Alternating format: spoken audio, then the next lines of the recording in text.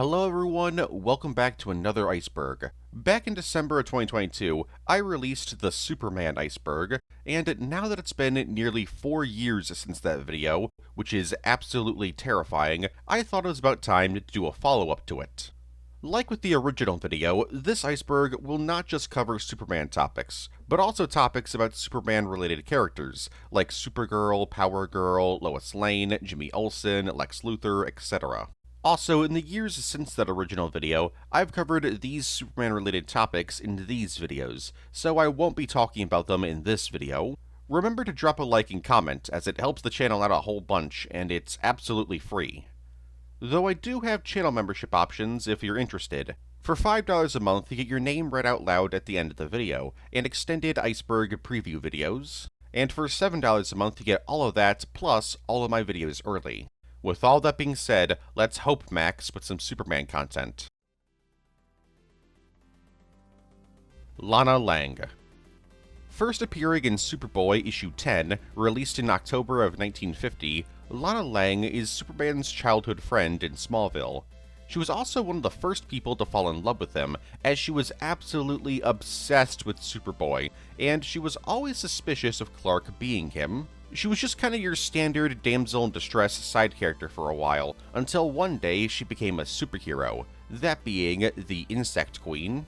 In Superboy issue 124, released in October of 1965, Lana found a weird little insectoid alien trapped under a tree, and upon saving it, the alien decided to reward her with a ring. But instead of this ring being a Green Lantern ring, this was a ring that gave Lana the ability to use a whole bunch of insect powers. So she decided to become a superhero named Insect Queen, and helped out Superboy a bunch. But unlike Clark, who would later become Superman, Lana eventually retired from being a superhero. Eventually, she'd become a news anchor and reporter, and she'd also become Lois Lane's arch-nemesis of sorts, as the two of them would constantly butt heads over who was gonna date Superman. And Lana would actually win for a bit, and started dating Clark, only for her to then lose interest. After the events of Crisis on Infinite Earths, Lana's story would be changed in this new reality. While she was still Superman's childhood friend, she knew Clark and Superman were the same person. She was also a sleeper agent for the Manhunters. Though she wasn't alone in being a sleeper agent, as pretty much every person in Smallville in her and Clark's generation were turned into sleeper agents by the Manhunters. Luckily, she and the rest of Smallville would eventually be freed. Also in this new timeline, while Lana loved Clark, she knew that Clark wasn't into her like that. So she settled with a dude named Pete Ross, and even had a kid with him named Clark. Though this kid's birth was kind of insane, because Brainiac, who was using Doomsday's body as his own around this time, abducted the newborn and did some science stuff to try and grow the baby into an adult, so Brainiac could then take the body as his own. Luckily, this plan failed, but it did age the baby up a bit. Anyways, Lana would eventually become the First Lady of the United States after Pete became the president. She also started to live with Supergirl, and even had her pose as her niece. Everything seemed to be going great for her. That was, until she died. See, she randomly became super sick and died, only to then come back to life as an alien insect woman. Turns out that in this universe, the Insect Queen is an alien queen hell-bent on taking over the Earth. So she abducted Lana and used her DNA to give herself an alien-human hybrid body, and implanted a bit of her DNA into Lana, so that she'd become a ticking time bomb that would eventually explode in a bunch of different alien-human hybrids. That, and the Insect Queen was also slowly taking over Lana's body, as her other body had been trapped in moon goo. Luckily, Supergirl was able to free Lana from the Insect Queen, and she'd go back to living a normal life.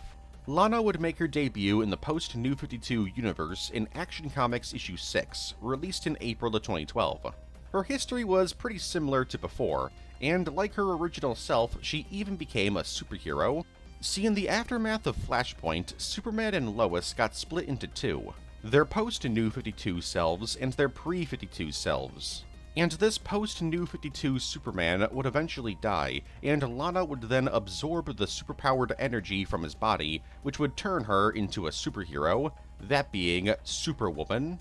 Then DC Rebirth happened, and these two versions of Superman merged together, and they were technically always the same, just two halves of the same person.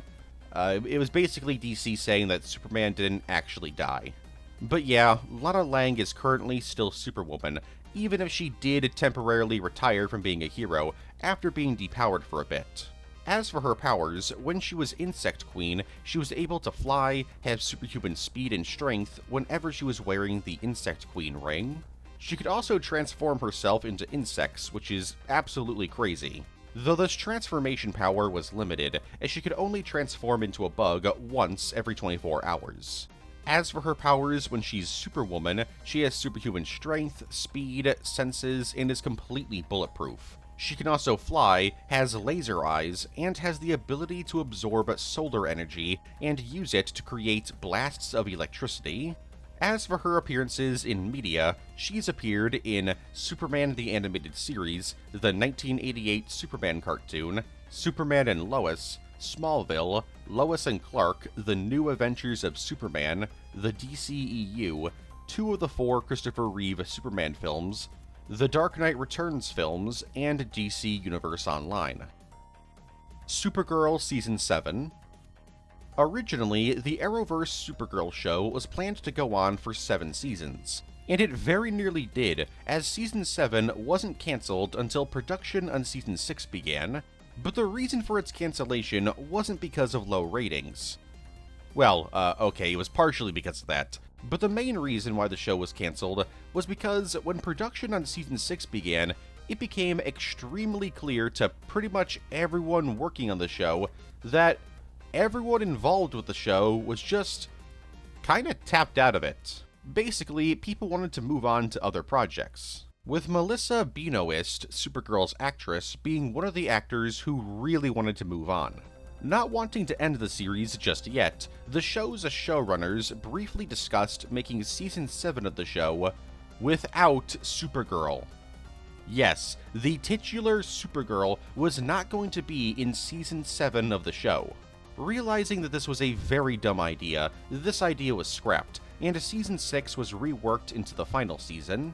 As for what Season 7 was going to be about, we unfortunately don't know anything about it, though it has been speculated that elements of the second half of Supergirl Season 6 were planned to be in Season 7. DCKO.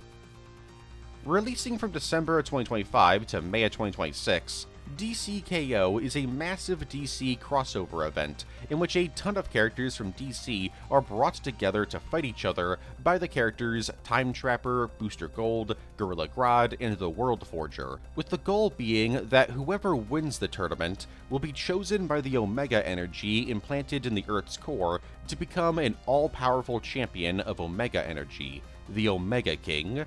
And as the Omega King, they'll be able to defeat Darkseid, who has also become an Omega King. Superman, of course, is one of the many different characters to take part in the event, and battles a bunch of different people, with the most interesting of these foes being Homelander.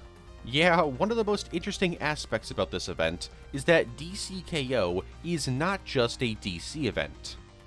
Well, it is, but it also features characters from other franchises, like Vampirella, Red Sonja, Sabrina the Teenage Witch, Scorpion, Sub-Zero, Homelander, Annabelle the doll from the Conjuring films, and Samantha, a serial killer bear from the graphic novel series Beneath the Trees Where Nobody Sees. Though while these crossover characters are pretty fun, they aren't the main focus of the event, and many of them are just glorified cameos, so don't expect a ton from them. Because the event just wrapped up, I won't spoil anything else from it, so if you want to learn more about this story, go read the event. Steel. First appearing in Adventures of Superman issue 500, released in June of 1993, John Henry Irons began life on a quest to become as rich and powerful as he could possibly be, as his parents were killed when he was just a kid, so he jumped to the conclusion that in order to protect the remnants of his family, he must become as rich as possible. So he studied extremely hard and became a genius in engineering, working with the US government to create all sorts of crazy weapons and gadgets. This eventually led to some terrorists trying to steal his tech, which resulted in a big fight that left a ton of people killed. And that's when Irons realized that, oh wait, my weapons kill people?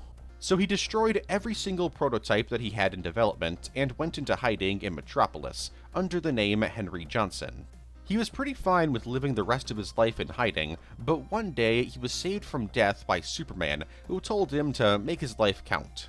And so John created a suit of armor and became the superhero Steel.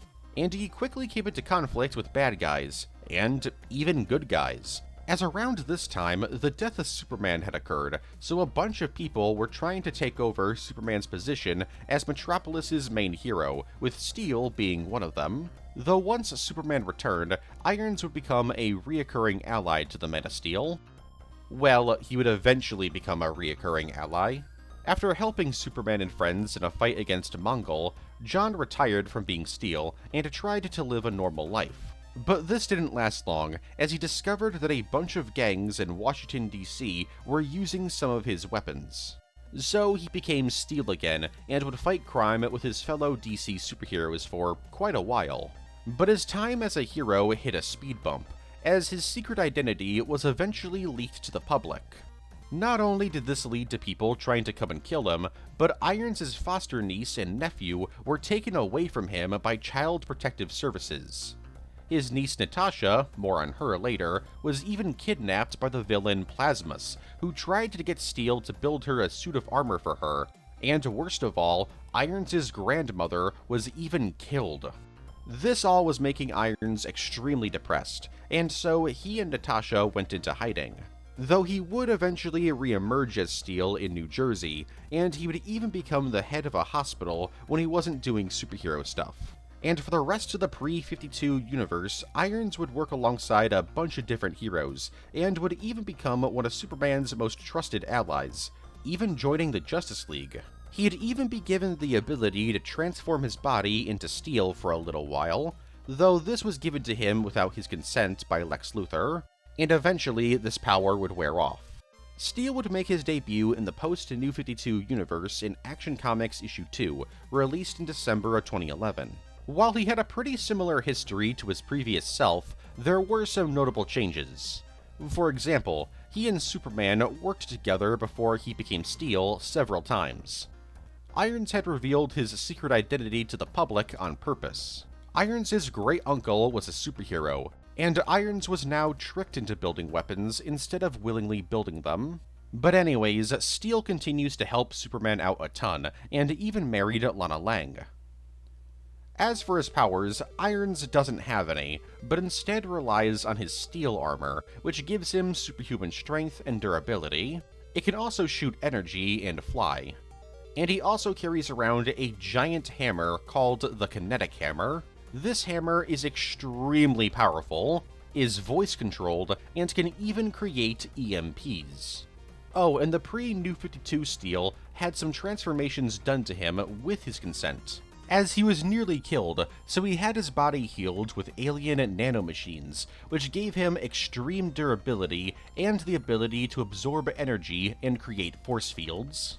As for his appearances in media, he's appeared in DC Universe Online, Superman the Animated Series, Young Justice, Superman and Lois, My Adventures with Superman, Superman the Man of Steel, Justice League Gods and Monsters, the DC Animated Movie Universe, and the film Steel.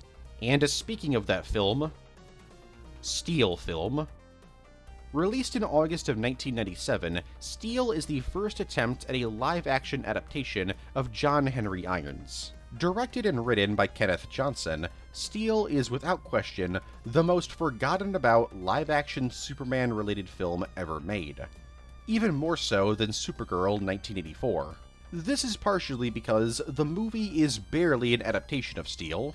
Starring Shaquille O'Neal, the film gives Irons a completely different origin story. In this universe, John creates the steel armor with the help of his friend, an OC named Susan Sparks. They do this after the laser and sonic weapons they created for the US military are destroyed by a soldier named Burke, who is messing around with them. So Irons resigns from his military position and uses his skills with Susan to create the steel armor to battle crime and later Burke, as Burke has taken the remnants of Irons' weapons and tech and sold it to criminals. The film received extremely negative reviews from just about everyone, from fans to critics alike, with people critiquing the film for being super cheesy, poorly written, and being a terrible adaptation of the character. Steel is often credited as one of the movies that killed the superhero films for a brief period of time, as it and Batman and Robin came out the exact same year and had pretty similar receptions. Though since then, the film has gotten a bit of a cult following, not because it's actually good, but because it's hilariously bad. Anyways, the film was a box office bomb and has pretty much been forgotten by Warner Brothers and DC. Cancelled the Authority movie. Okay, so technically this isn't a Superman entry, but since the engineers showed up in Superman 2025, which was meant to lead into this film, I'm gonna talk about it. In January of 2023, Superman 2025, alongside a bunch of other films, including Supergirl and The Authority, were announced as part of Phase 1, or Chapter 1, of the DCU. And, well, that's kind of it. As after this announcement, The Authority was only brought up a few more times, with only one of those updates being positive. That being an update in December of 2023, in which it was revealed that The Authority had a writer. Who was this writer? Well, it was never revealed. But by February of 2025, the film's development wasn't going very well, as James Gunn confirmed that the film was on the back burner. It was still gonna happen, it's just that the film was no longer taking priority over other projects. Then, in September of 2025, Gunn confirmed once again that the film wasn't cancelled, and that a new creative was recently brought onto the project. Though he also said something that I think ultimately led to the film's demise. He stated that they weren't going to do certain films at this time that focused on characters that general audiences didn't know, because it's much harder to get them to see the film in theaters. And since The Authority are virtually unknown characters to the general public, this didn't spell well for the film. And in April of 2026, James Gunn finally confirmed that the film was no longer in active development, which essentially means it's cancelled, or going to be heavily reworked into a different project, like a show. Though I should point out, the official reason as to why it was cancelled was because, apparently, scripts created for the project weren't very good, and the film didn't work in terms of the larger DCU. Unfortunately, we don't know anything else about the film, like what the plot would have been about, or what characters would be in it. Though it can be assumed that characters like Apollo, Midnighter, Jenny Sparks, and the Engineer would be in the film. Deleted scenes. So I covered deleted scenes regarding every Superman-related film from the original film up until Black Adam and the first Superman Iceberg. So now it's time to talk about deleted scenes from Superman 2025, which obviously wasn't out when I made the first Iceberg. And Steel, which I forgot to do last time. As for Steel, the only deleted scene that I was able to find was a scrapped cameo. Originally, Christopher Reeve was going to cameo in the film as a counselor at a hospital. He would have been in a wheelchair, as this was after the horse riding incident. And he would have told Irons to keep up the good fight, telling him to remember what the S on his shield tattoo stands for. This cameo almost happened, but due to scheduling issues, it didn't. As for Superman 2025, originally there was supposed to be a ton of dead Yetis shown when Krypto drags Superman back to the Fortress of Solitude, with Superman telling Krypto to stop killing Yetis. Despite being cut from the film, this sequence was actually referenced in a toy. Another scene with Krypto was cut, in which Krypto would be knocked out via a punch from Ultraman. This was cut due to test audiences getting angry that the CGI dog got hurt. A scene of Lois kissing Superman while he was sleeping was cut. At one point in development, Brainiac was considered to be the film's main antagonist. Jimmy Olsen was originally supposed to be a lot happier to see that Eve was okay, and would be shown to be pretty cool with her being into him at the end of the film. Though there was also another take that was cut that had him looking like he was staring into the void when she hugs him. Right after executing Malik, Lex would notice blood on his shoes. Not wanting it to stain, he would make Gurkos lay on his shoes so that the blood would be absorbed into Gurkos' clothing. Throughout the film, title cards revealing what day of the week the film was taking place on would have appeared. These were cut late into production as they appeared in test screenings for the film. And finally, a completely different ending was planned at one point, though we sadly don't know anything about it. The only reason that we know about it is because during a press release for the film, James Gunn stated that he had written a pretty cool ending for the film that was pretty different from what we got. Power Girl's boob window. Power Girl is one of the more controversial female superheroes, not because her stories are bad or messed up, but because of her costume, as instead of featuring a Superman symbol on her chest, or a symbol of anything, there's just nothing. It's literally a hole in her shirt that shows off her cleavage. This boob window, as it's been called, has made a lot of people confused over the years, since while this is obviously an example of fan service, what's the actual in-universe reason for the boob window? While a lot of people have headcanoned the reason being that Power Girl just wants to show off, we actually do have a canonical explanation. Well, we have a couple of canonical explanations. The first one came in Justice League Europe issue 37, released in April of 1992, in which the headcanon was proven to be true, as Power Girl pretty much just says that she wants to show off her large breasts. Then there's the most famous explanation, that, I'll be real with you, is super forced and it doesn't really work. In JSA Classified issue 3, released in November 2005, she claims that the window is a result of her making her suit and not knowing what symbol to use. She wanted to use a symbol but couldn't think of anything, so she left a spot open in her suit so she could eventually go back and create one. But she's never been able to figure one out over the years. I really shouldn't have to explain why this explanation doesn't really work, but if that was the case, then why not just, cover the suit entirely so it's like a pure white shirt? You didn't have to do the whole, cleavage thing. It doesn't really make any sense. Then, in Action Comics issue 1051, released in March of 2023, we get a much less serious explanation that, honestly, you could argue isn't even a legit explanation, and is just her joking. But she claims in the story that the reason why she has the boob window is to get rid of boob sweat. Krypto. First appearing in Adventure Comics issue 210, released in March of 1955, Krypto the Superdog is Superman's trusty canine companion. Apparently, Krypton also had dog-like creatures, as Krypto was born on Krypton right before it exploded. In order to make sure the rocket carrying his baby was going to be okay, Zor-El created a prototype rocket and sent Krypto on it. This test didn't go so well, and Krypto's rocket spiraled out of control and landed on Earth. So when Kal landed on Earth, the two eventually met up, and Krypto helped him on various adventures. Though Krypto would also travel into space a whole lot and go on his own adventures. He would even become a member of the Space Canine Patrol Agents, a terrifying organization made up of sentient alien dogs who traveled around the galaxy fighting bad guys. Gives me Dog Nightmares vibes. I don't like it. Anyways, Krypto would hang out with Superman for quite a while, before eventually being handed over to Connor Kent's Superboy, as Clark realized that Connor was pretty lonely and needed a friend. So the two became close friends, and everything seemed like it was gonna be okay. That was until Superboy got killed during Infinite Crisis.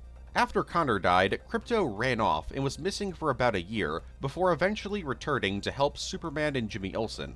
And it's here that Krypto was given to Jimmy, and was even given a new secret identity of Pal. Get it? Superman's pal, Jimmy Olsen? You get it. But Krypto would eventually return to Connor Kent, once he returned back to life during Blackest Night. Krypto made his debut in the post-New 52 universe in Action Comics issue 3, released in January of 2012.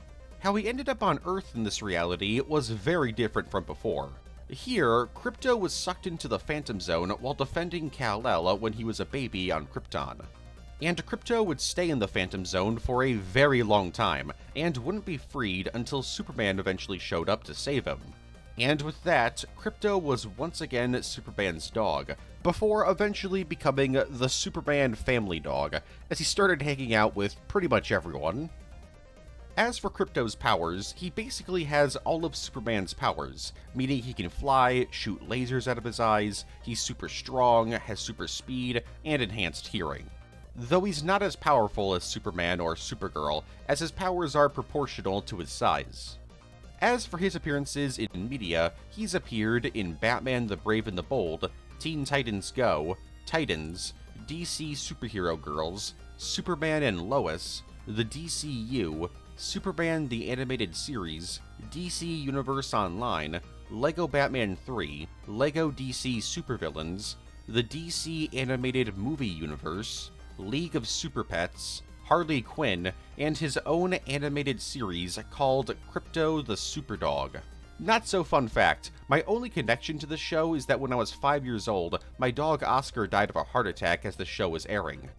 So, I will always associate this cartoon with the death of my first dog. Anyways, next entry. Superman at Earth's End. Released in 1995 and written by Tom Veitch, Superman at Earth's End is one of the most infamous Elseworld stories ever made, if not the most infamous. Serving as a standalone sequel to the Elseworld comic miniseries Kamandi at Earth's End, this story takes place in a post-apocalyptic nightmare, with Superman being one of the last people alive. The story begins with Superman confronting a group of robots in charge of rebuilding the world, and Superman's confronting them because they're planning on nuking Gotham. See, Gotham's in danger of being nuked because it's filled with all sorts of monsters and mutants, and the people trying to rebuild the world just deemed Gotham a lost cause, so they plan on purging the city with nukes. So Superman travels to Gotham with the goal of taking out the monsters so the city doesn't have to be nuked. And he's not alone in the fight, as he teams up with a child motorcycle gang who are some of Gotham's last survivors. But the mutants of Gotham City pale in comparison to the bigger threat, the DNA Dictators. This is a small group of people responsible for creating many of the mutants, as they just love messing around with DNA. And they've kidnapped most of Gotham's survivors, and are holding them underground in order to turn them into monsters. So Superman and the kids travel to the enemy headquarters and battle the DNA Dictators' robot and mutant henchmen. And when Superman finds the leaders of the DNA Dictators, he's very, very shocked. It turns out the leaders of the DNA Dictators are the twin clones of Mustache Man. So in order to stop Mustache Men and their mutant army from hell, Superman equips the Expunger, a giant collection of miniguns, and absolutely obliterates them. Not only taking out Mustache Men and most of the mutants, but also a giant bat monster created using Batman's DNA. By the end of the story, Superman is very weak, and he's also very depressed, so he decides it's time for him to go. So he sets himself on fire and, well, dies, and the story ends. Superman and Lois escape the Arrowverse.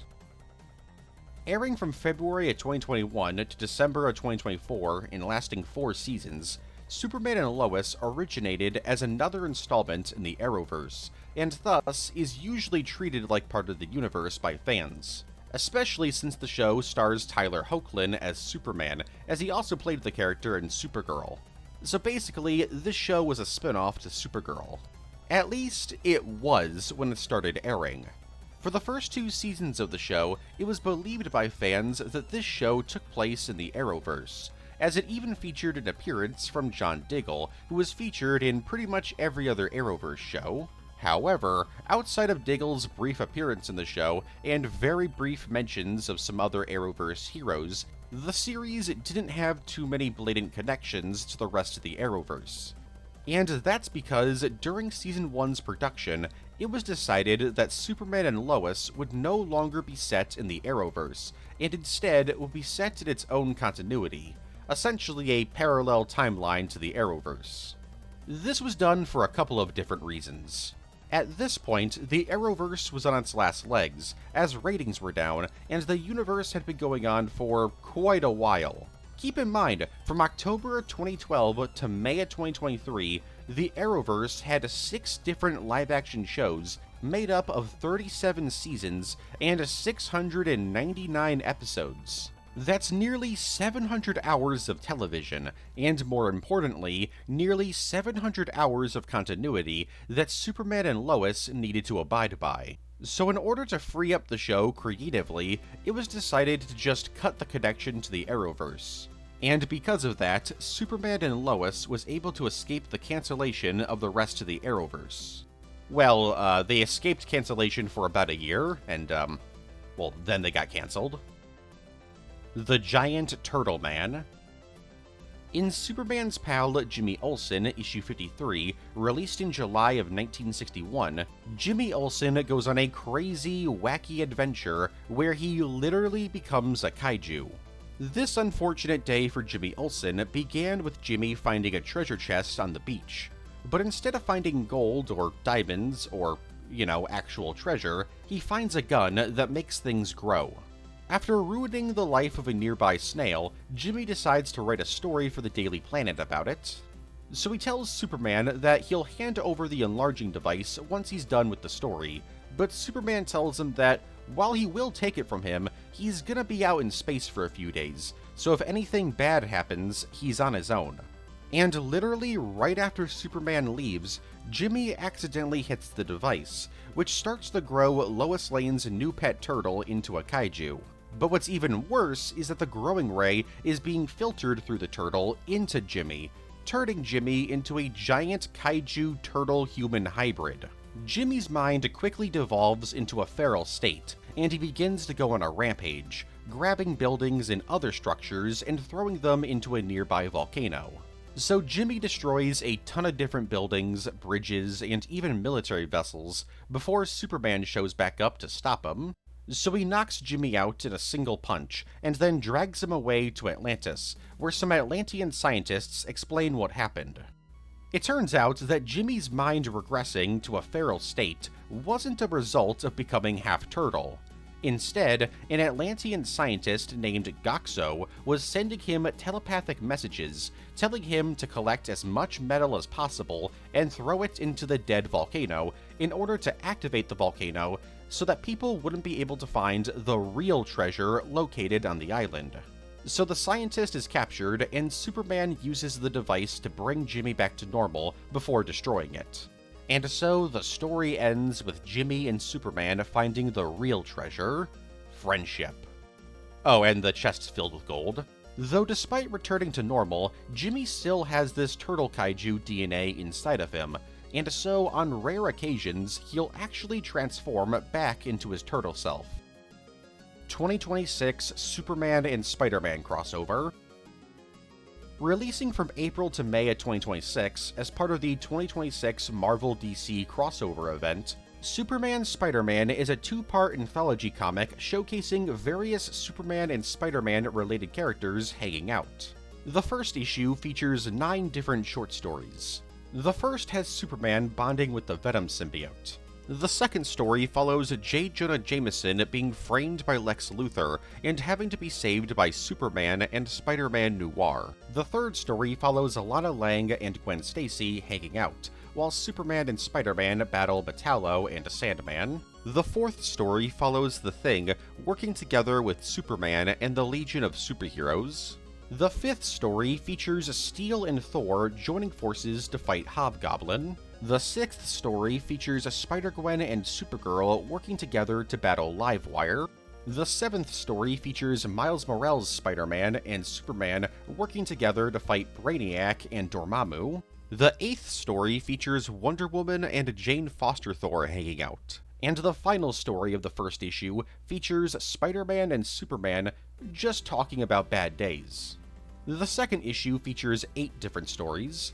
The first has Spider-Man and Superman working together to fight Doc Ock and Brainiac. The second story features Mary Jane and Lois Lane hanging out while Spider-Man, Superman, and Gambit battle some Sentinels. The third story is about Superboy Prime confronting Spider-Man. The fourth story features Spider-Man 2099 and Clark Kent Superboy hanging out. Well, they fight, but technically that's kinda hanging out. The fifth story features Carnage terrorizing Jimmy Olsen. The next story is about Pa Kent meeting up with Uncle Ben. The seventh story features Lois Lane confronting J. Jonah Jameson about his very biased journalism. And the final story features Power Girl and Punisher meeting up. Power Girl actually goes on a blind date with Paul in the story, and before you get mad, this entire date is to show how much of a loser Paul is. Because these comics literally just came out, I won't go further into detail about them, especially since they're filled with short stories, so if I say too much more, I'll spoil the entire thing. If you want to learn more, go read them. Supergirl becomes a Red Lantern. In Supergirl issue 28, released in April of 2014, Supergirl and Lobo have a big old fight. This happens after Lobo tricks Supergirl into thinking that she killed him while trying to stop him using peaceful methods.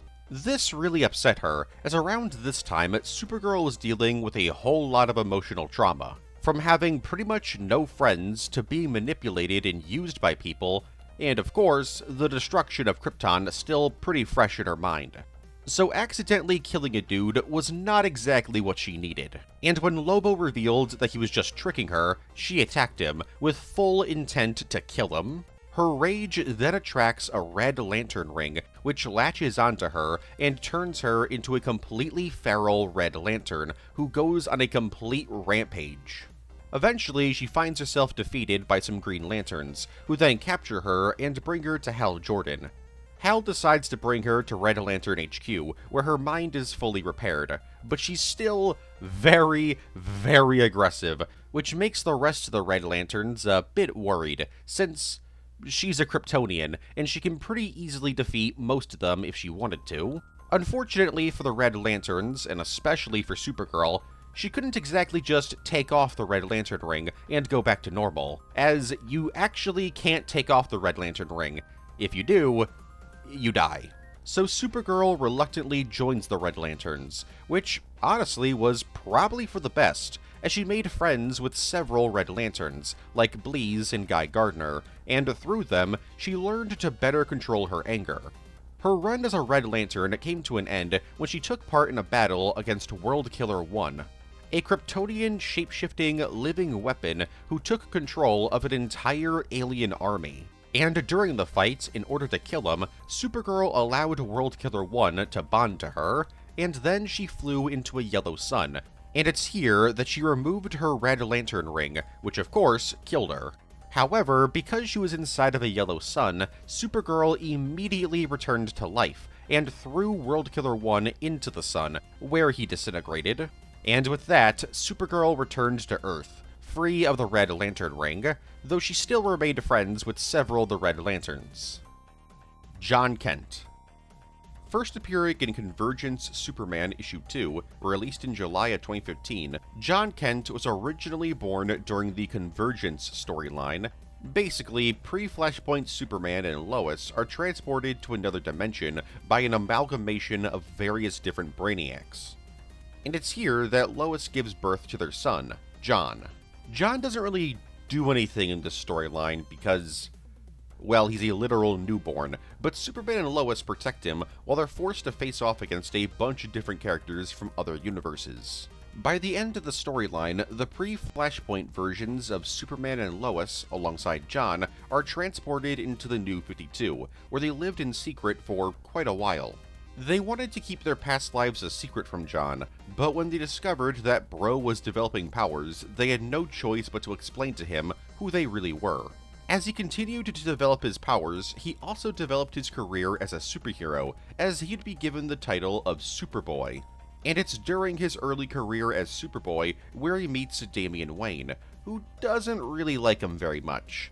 though the two of them would later become close friends after working together a whole bunch. But John's life hit a massive speed bump when he was literally erased from history. This was done by Mr. Mixyes-Spitzlick, who was really ticked off at Superman. After completing the world's craziest obstacle course, John was not only given back to the couple, but Superman and Lois's pre- and post-Flashpoint selves would merge, which resulted in John getting a completely new origin. So let's go back to the beginning. John's birth was a lot less dramatic this time around. Well, kinda. He was born in the Fortress of Solitude while there was currently an alien invasion going on. But the Justice League was just like, Superman, you gotta be with Lois when she gives birth. This is not negotiable. We'll handle the aliens. And so John was born, and his history was pretty similar. Anyways, back to his career as Superboy. He and Damian would work together for a while as the Super Sons, until eventually Zor-El, who was still alive thanks to Dr. Manhattan, showed up and took him on an adventure through space in order to learn about himself and the galaxy. And this is where John's story gets crazy, as during this adventure, John would get sucked into a black hole and end up on Earth 3, the universe housing Ultraman and the Crime Syndicate of America. He held John prisoner there for years, only for John to escape and find a way to return to his home reality, but discovered that while he spent years on Earth 3, only 3 weeks had gone by in his world. So now he was a teenager, and Superman and family were understandably a bit confused. John would continue his career as Superboy before eventually being promoted to Superman by his father. And it's as Superman he joins the Legion of Superheroes for a while, gets sent to the Injustice universe for a bit, and dated a dude named Jay Nakamura. Currently, there's 2 different Johns in the main DC universe, because after he was captured by a 4th-dimensional demon hell-bent on killing him, John took up the mantle of Tomorrow Man, which really annoyed the demon, because the demon was trying to kill John in the first place because John kills him in the future as Tomorrow Man. Seeing how he had now just created the very thing that will eventually kill him, he attempts to please John by using his time manipulation powers to allow John to rescue his past self from Ultraman. So now in the main DC universe, there's Tomorrow Man and Superboy, but both of them are John Kent. As for John's powers, John has pretty much all of Superman's powers. He's got laser vision, flight, superhuman strength, insane levels of durability, and super speed, though he does have some unique powers, like the solar flare, which acts like a mini-nuke. As for his appearances in media, John's appeared in LEGO DC Supervillains, Young Justice, DC Legends, Superman and Lois, and the film Battle of the Super Sons. Superman Space Age. Releasing from July 2022 to February of 2023, Superman Space Age is an Elseworlds miniseries written by Mark Russell. This story was actually not intended to be an Elseworlds story, as it was originally intended to be part of the main DC universe as part of yet another DC reboot, called 5G. Basically, the characters of DC would now age in real time, with characters like Superman, Batman, and Wonder Woman being phased out as the main stars of DC, since they originated a pretty long time ago, and they would be replaced with John Kent's Superman, Jace Fox Batman, and Yara Flor Wonder Girl. But this reboot was not something that most people at DC were happy about, so the reboot was cancelled, and some of the planned storylines would be repurposed into a few miniseries, with Space Age being one of them. Anyways, in this reality, Clark arrived on Earth in 1944, while Pa Kent was back home from the war. Yeah, Pa Kent was a soldier in the US Army during World War II, and had actually recently just shot a kid. Anyways, upon JFK getting killed, Clark decided to finally do something and become Superman. But Superman's not the only hero born from JFK's death, as Bruce Wayne decides to become Batman. Although I guess this is technically inaccurate, as Bruce field tested being Batman during the Korean War. Anyways, just as Clark becomes Superman, he discovers something absolutely horrifying. Pariah shows up and tells Clark that in 20 years, the Anti-Monitor will show up and destroy the multiverse. While this is all happening, Lex Luthor creates a giant bunker complex and plots the end of the world so that he can rebuild it once the radiation from the nukes settle. He even blows up Coast City in a nuclear explosion. But luckily, Superman and Batman stop him from ending the world. And with that, the US and Soviet Union decide to get rid of all of their nukes, and Lex Luthor is arrested on 2 million counts of murder. And so Superman and the rest of the DC heroes continued their day-to-day lives, saving the world and battling bad guys. But while this was all happening, Superman couldn't help but remember that the Anti-Monitor was gonna show up and kill everyone, and there's nothing he can do to stop this. But there is a way to survive.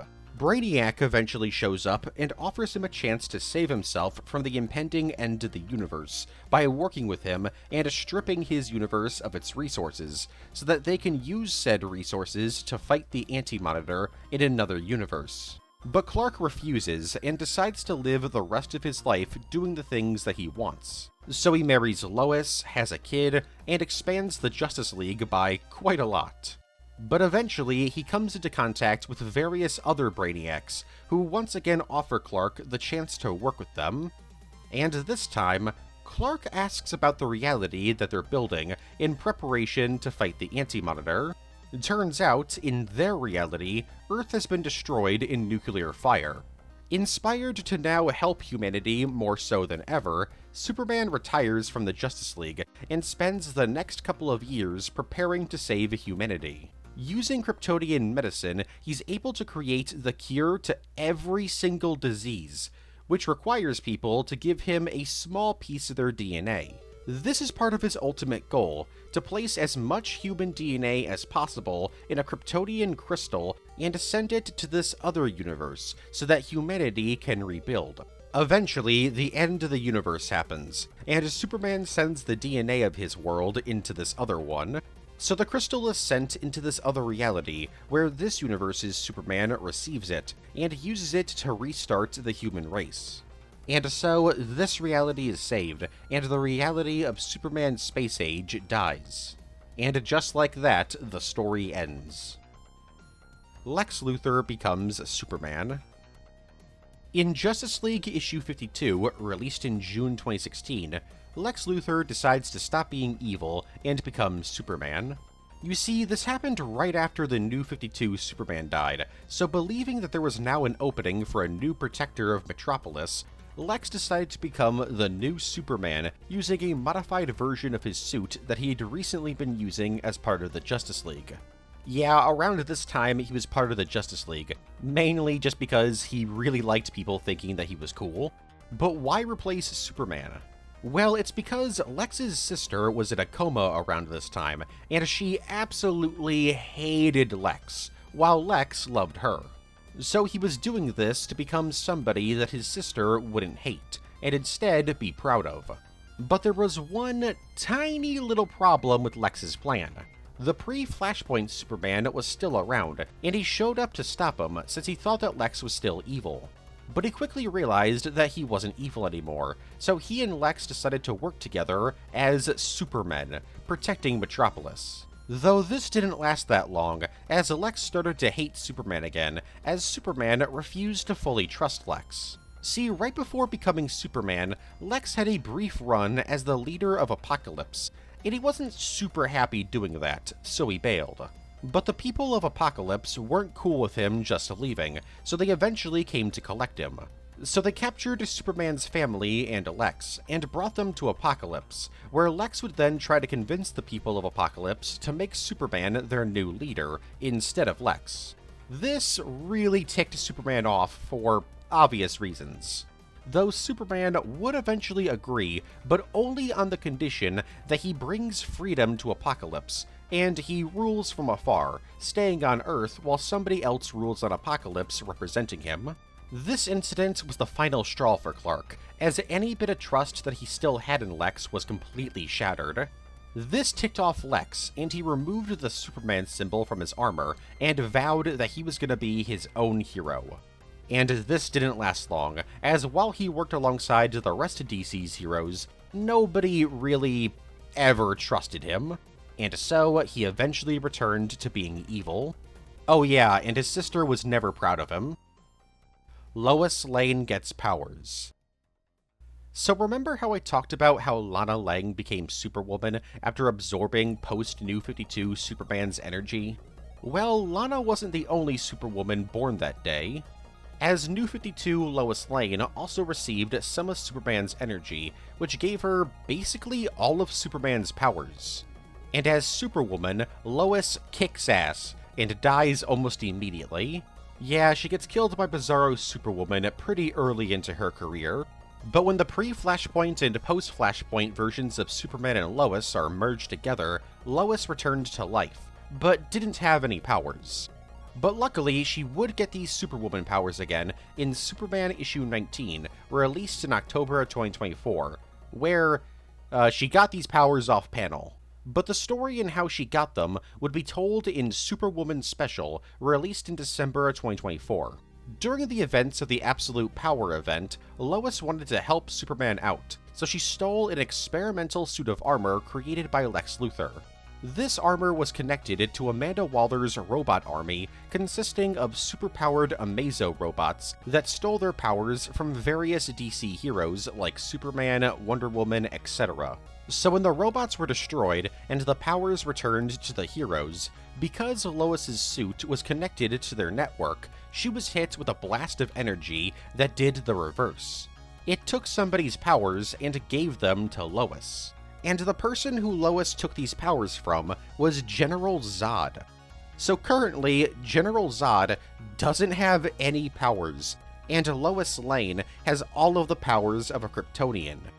At least, I would say that if she still did.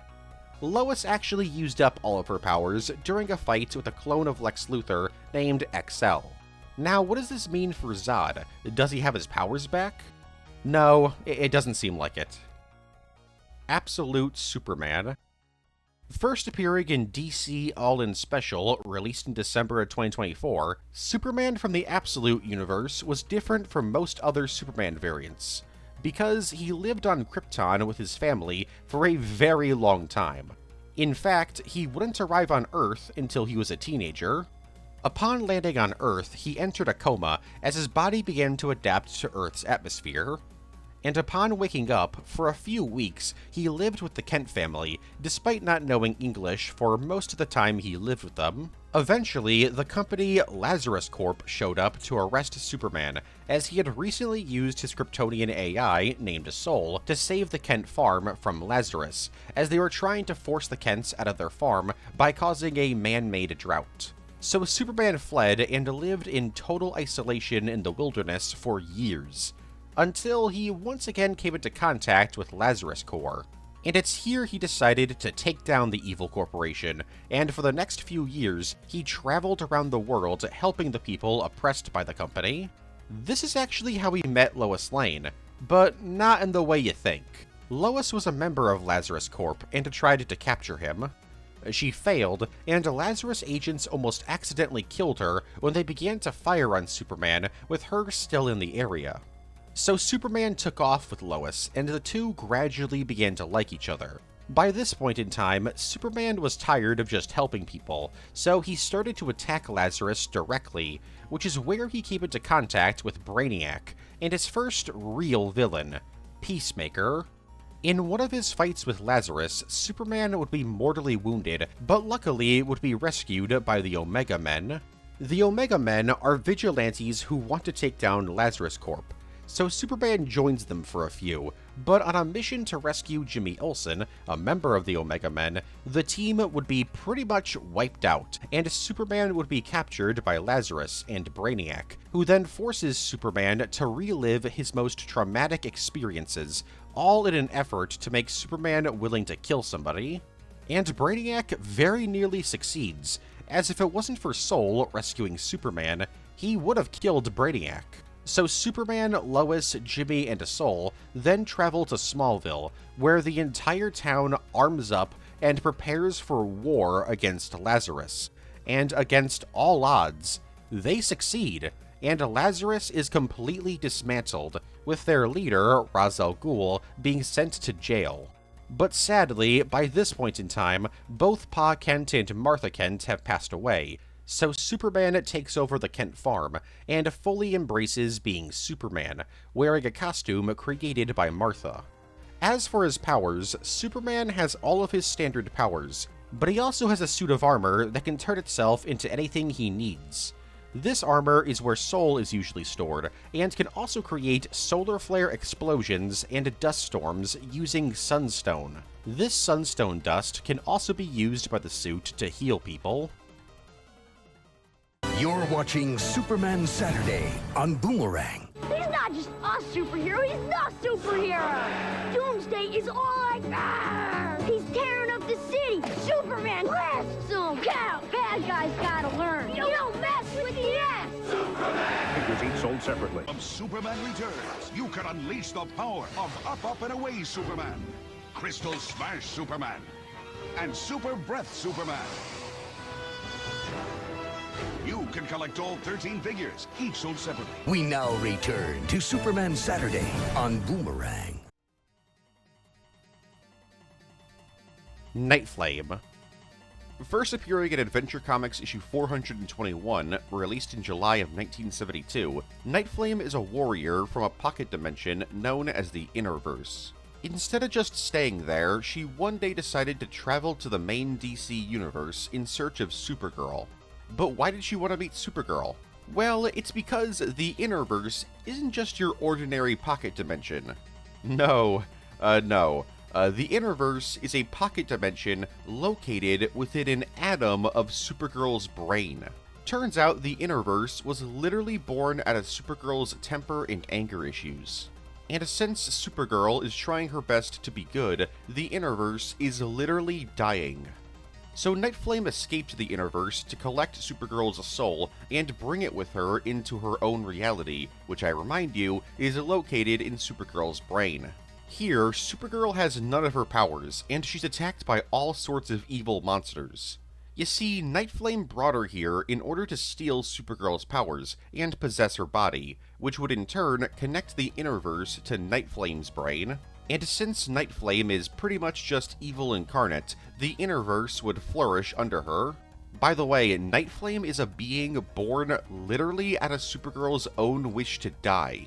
And Nightflame would have won if not for Supergirl's boyfriend at the time, Jeff, sending her his literal thoughts and prayers, which gave Supergirl the boost she needed to fight back against the monsters and regain her powers in this realm. And she used her powers to kill Nightflame and returned to the main DC universe. Nightflame would be introduced in the post-New 52 universe in Supergirl issue 6, released in October of 2025. Her origin is basically the same, the Innerverse once again being born from Supergirl's anger issues and such. This time though, Nightflame shows up on Halloween and begins to torment Supergirl with nightmares about her past. But these aren't normal nightmares, as Kara is literally transported into the Innerverse during these dreams. And soon enough, these dreams start appearing to Supergirl while she's awake, with Nightflame even transforming herself to look like Supergirl when she was a Red Lantern. Now seeing hallucinations of her past while awake, she starts to have a literal mental breakdown, and requires the help of somebody with psychic powers to help her. And luckily for her, her friend Luna Lustrum has these abilities. So she uses her psychic abilities to give Supergirl the boost that she needs to fight back against Nightflame and her literal demons. Nightflame once again very nearly succeeds, but thanks to Luna giving Supergirl that boost, Supergirl is able to defeat Nightflame and escape. And as she escapes, her goodness literally starts to transform the Innerverse into something a bit better. As for Nightflame's powers, she's got all sorts of vague magical powers, along with superhuman levels of strength and speed. She can also fly and transform her appearance to look like anyone from Supergirl's past. She's also got a magical fire sword, which is shown to be extremely powerful. The original Injustice 2. Originally, Injustice 2 was going to play out very differently. Instead of it being about Batman and Superman's forces having a brief truce to fight off Brainiac, the story was going to be much less cosmic and crazy. In fact, we can actually see this original story being teased in the reveal trailer for Injustice 2. Ever wonder why Bryan Cranston narrates the trailer despite him not voicing a character in the game? Well, he was going to at one point. He was originally going to play the game's main antagonist, Ra's al Ghul. The plot of the game would have had Ra's al Ghul going around the Injustice universe and recruiting villains into his new League of Assassins, which would have essentially been a new version of Superman's regime, one that's somehow even more fascist. So Batman and Superman would then have to team up to stop Ra's al Ghul. So why did this plot get scrapped? If I had to guess, the idea of replacing Ra's al Ghul with Brainiac came from the inclusion of Supergirl. If the big bad of the game was Brainiac, you could have Supergirl's trauma regarding him destroying Krypton be a plot point, whereas Ra's al Ghul has literally no connection with her. Remnants of this plot can still be seen in the final game. For example, Gorilla Grodd's group of bad guys is obviously taken from this scrapped plot, and you can even see Ra's al Ghul working with Black Adam in Black Adam's arcade ending. I should also note that Ra's al Ghul was actually the main antagonist of the Injustice 2 prequel comic, so at the very least he still shows up in this universe. Thundercats Superman. Released in January of 2004 and written by Judd Witnick, Thundercats Superman is a one-shot crossover comic between, well, Thundercats and Superman. The story begins with Clark as he finds the Eye of Thundera in a museum. This is the gem that's in Lion-O's sword, and is basically the symbol for the entire Thundercats franchise. And because of its importance and power, the bad guys of the Thundercats universe, led by Mumra, open up a portal to the DC universe in order to steal their universe's Eye of Thundera. Lion-O and the Thundercats attempt to stop them from traveling realities, but they fail, and they also end up getting transported into the DC universe along with the baddies. Upon arriving in the DC universe, the Thundercats are attacked by the police, but the mutants, which are the bad guys, aren't, as they're wearing necklaces made from kryptonite, which makes them invisible to the people of the DC universe. But the Thundercats can still see them, so they attack them, which really confuses everyone, since to Superman and the police, it just looks like these fur-bait characters showed up out of nowhere and started to attack random objects. So Superman steps in, which results in Lion-O attacking him, which actually does some damage to Superman, as Superman's weak to magic, and Lion-O's sword contains a whole bunch of magic. And kryptonite, apparently. So Superman gets serious and easily takes out most of the Thundercats, only for the Thundercat Snarf to use some magic to make it so that the Thundercats can understand English, and the people of Earth can understand, Thundercat talk. So Lion-O and the Thundercats explain the situation, and Superman teams up with them in order to battle the mutants. And after a lengthy fight with Mumra, the mutants and Thundercats are sent back to their own reality, and the day is saved. Although, Superman then steals the DC version of the Eye of Thundera, and keeps it locked up at the Fortress of Solitude, so the day is not exactly saved for the museum workers, who now have to explain why this important artifact is missing. Superman and Lois Season 5. While Superman and Lois was able to escape being cancelled for about a year, the show's writers had ideas for a 5th season, as they had hoped they would be able to escape cancellation for just a little bit longer. And luckily, we know a little of what would have been in the 5th season. For starters, Brainiac would have been the main antagonist, with Milton Fine's actor, Nikolai Witchell, playing the character. The show's writers were also planning on asking DC for permission to use Darkseid in the show, as they envisioned Darkseid as the main big bad of the show, one that would be teased for multiple seasons, before finally showing up. So it's possible that Darkseid could have been teased in Season 5, or maybe even briefly appeared to tease the show's final arc. And finally, Tal-Rho, Superman's brother, was supposed to return in Season 4 of the show, but because of scheduling and budget issues, this was scrapped. So if the show got a Season 5, the writers most likely would have tried to bring him back again. Lori Lemaris. First appearing in Superman issue 129, released in May of 1959, Lori is one of Superman's more interesting girlfriends, because unlike his other girlfriends, Lori's a mermaid. Superman met Lori when the two were in college. Superman, thinking that she was just a girl in a wheelchair, fell in love with her, and the two of them started dating for quite a while, and things got pretty serious, as Clark was going to propose to her. And he does, but Lori turns Clark down because she has to return home forever, and she also tells him that she knows that he's Superman, which completely shocks him. But that's not the only shock that Clark gets, because soon after, he stalks her, and discovers that Lori's a mermaid, and had used her Atlantean mermaid powers to read Clark's mind to figure out that he's Superman. So why was she on land in the first place? Well, it turns out that every 100 years, her society will send a representative to live on land for a bit to check up on humanity's progress. So Lori was sent up to the surface world as this representative, and the story ends with her returning home, and she and Superman never meet again. Except that's not true, because they actually meet quite a few more times after this. In fact, they actually started dating again for a bit, and almost got married. Though this marriage was stopped when Lori was severely injured, leading to Superman to find a doctor to save her. And unfortunately for Superman, Lori would end up falling in love with the merman doctor that saved her. Superman, realizing that he just missed out on marrying a mermaid, is insanely depressed, but still remains friends with her. Though he would later trick Lois into thinking that he was gonna try and play homewrecker and steal Lori away from her husband. He did this in order to get Lois to marry somebody besides him, as he didn't want Lois to waste her life waiting for Superman to propose to her. Anyways, back to Lori. She would return several more times to ask Superman and other heroes like Supergirl and Aquaman for help.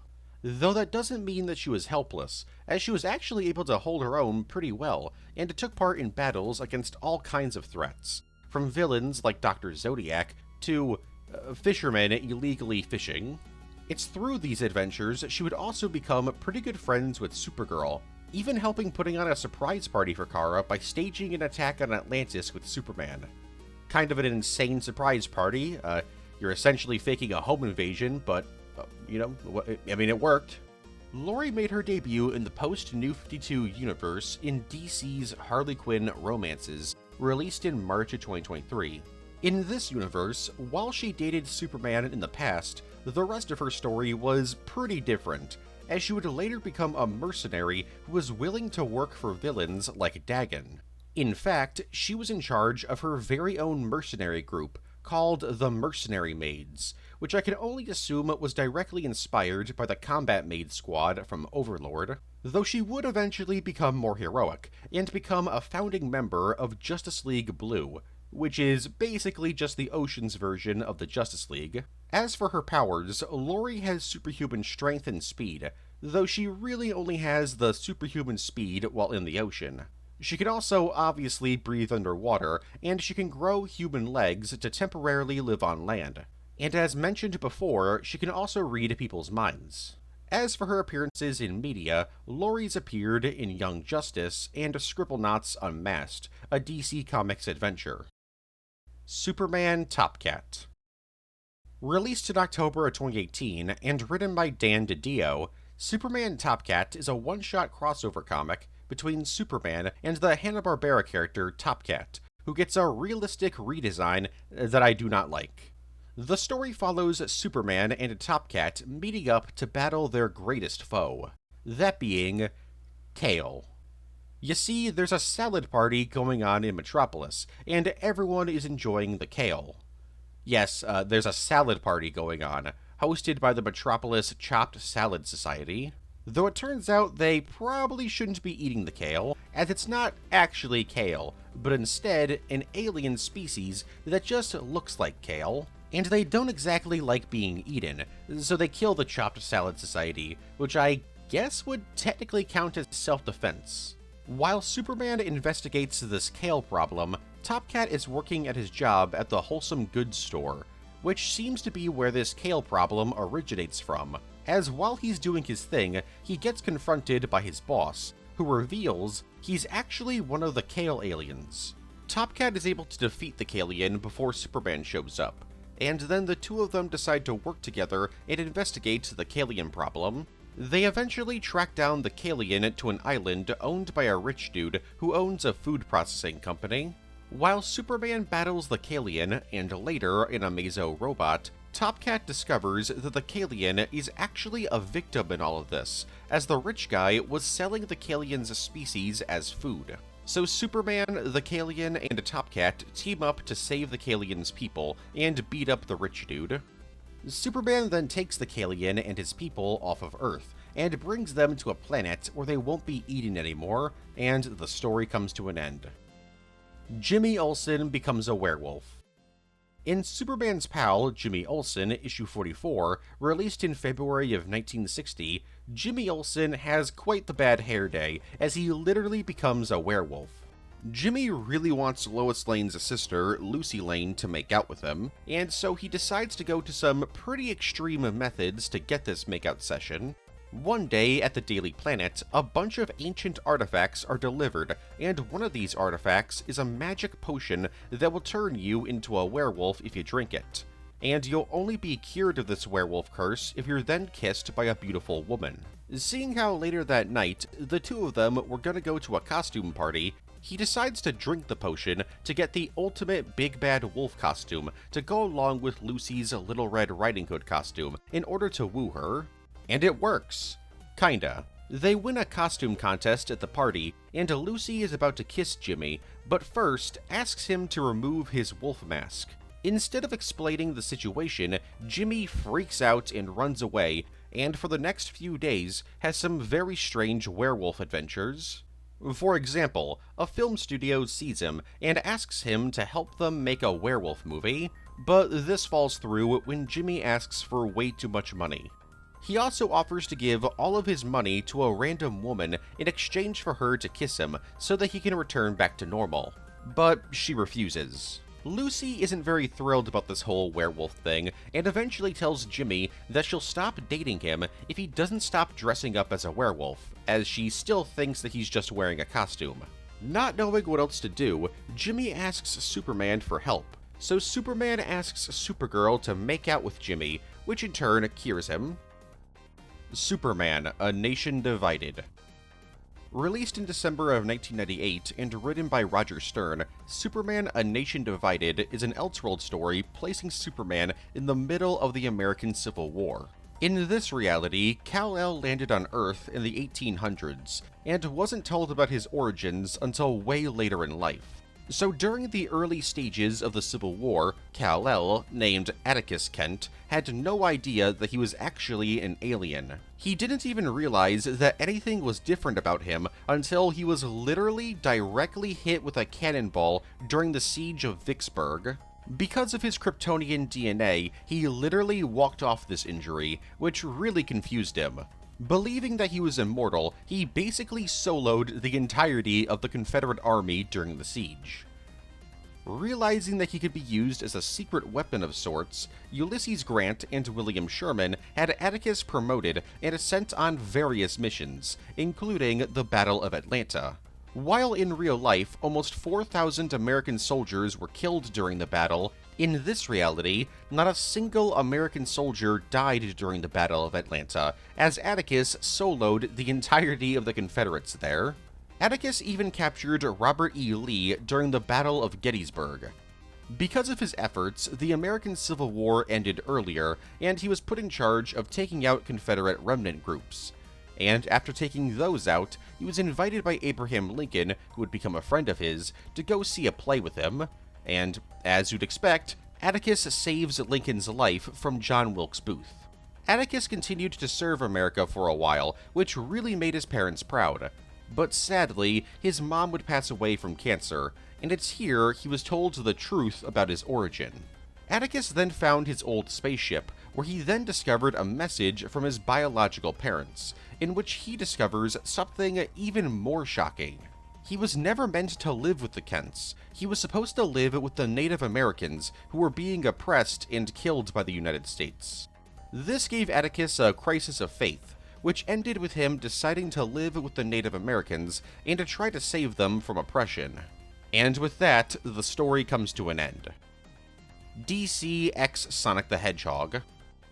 Releasing from March of 2025 to July of the same year, and written by Ian Flynn, DC X Sonic the Hedgehog was a 5-issue comic miniseries crossing over the world of DC with Sonic the Hedgehog.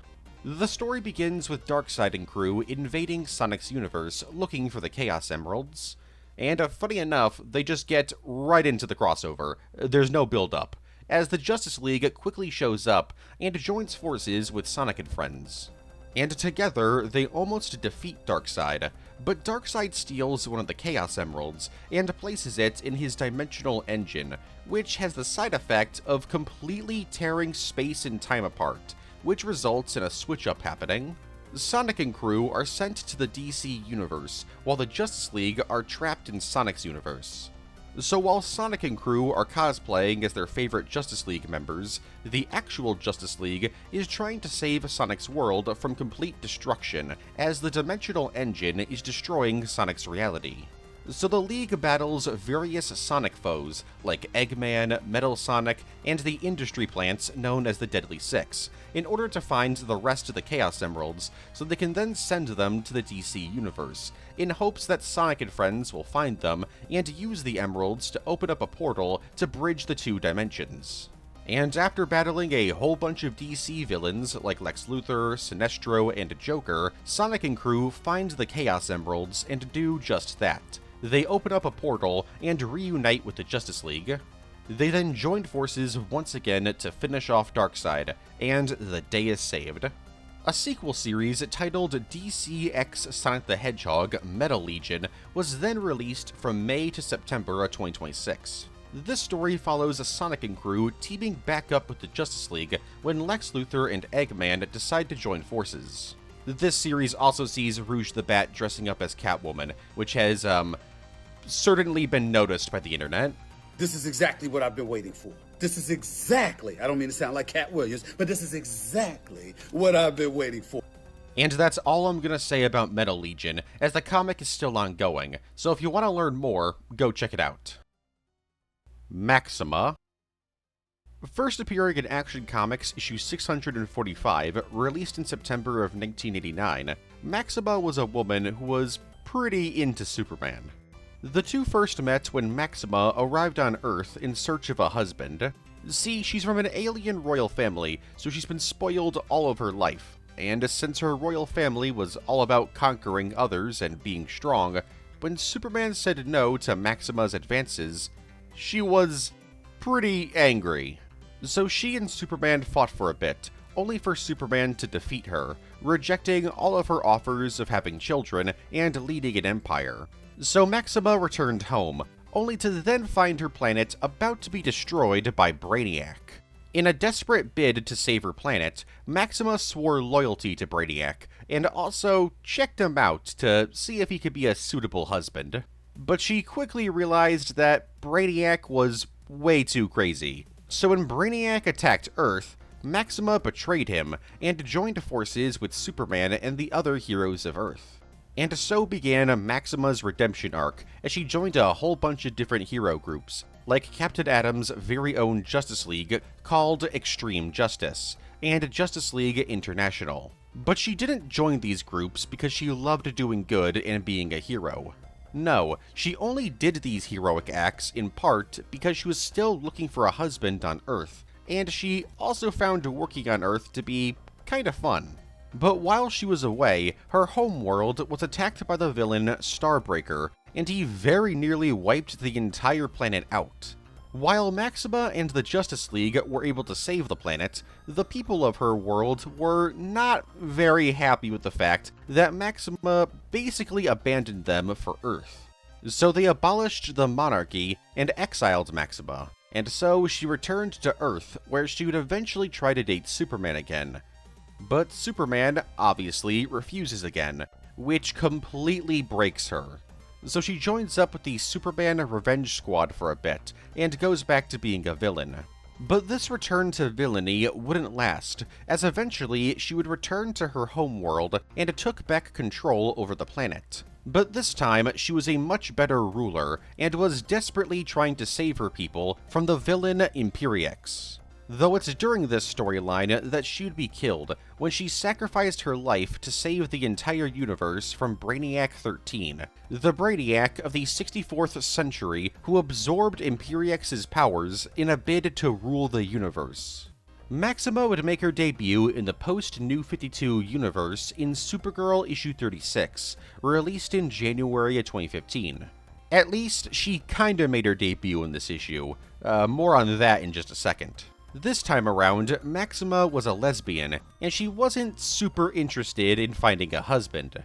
She attended Crucible Academy, an intergalactic school for people wanting to become heroes, and it's here she met Supergirl, who she'd fall in love with. Though since Kara's straight, Maxima held off on telling her how she felt for quite a while.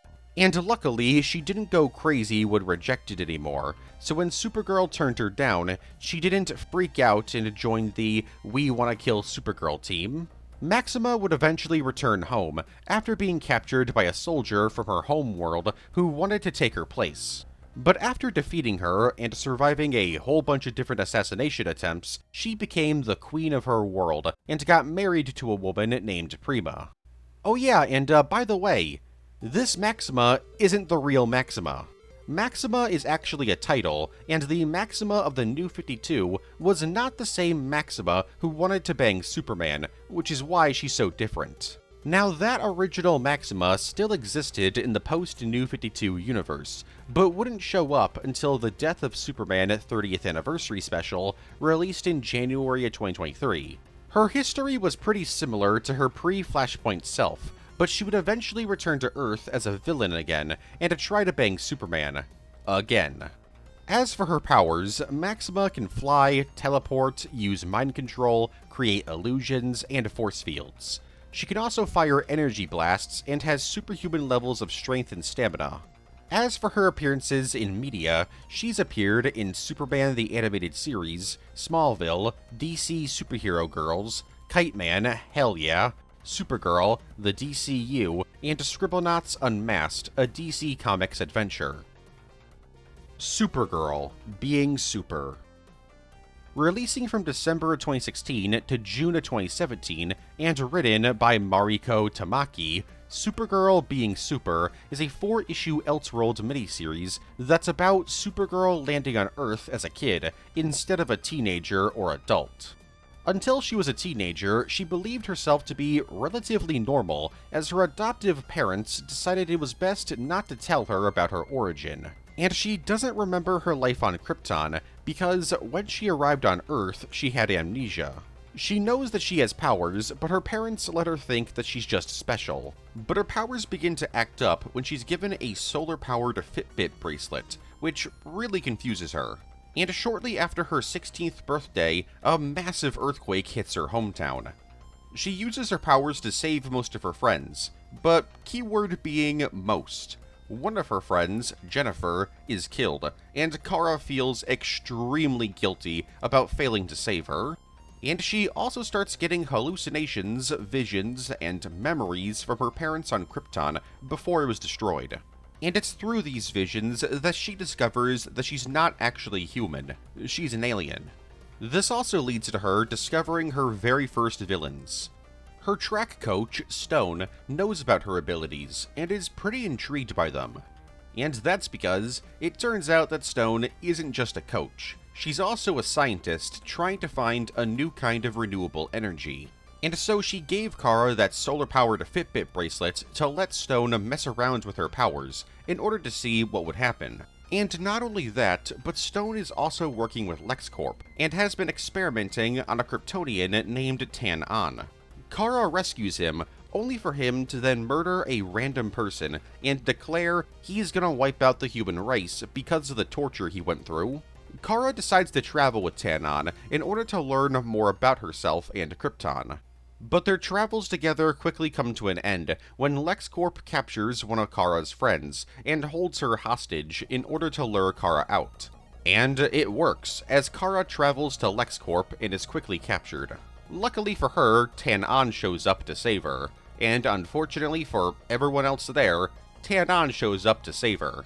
He literally slaughters almost everyone in the building, and even tries to kill Kara's friend.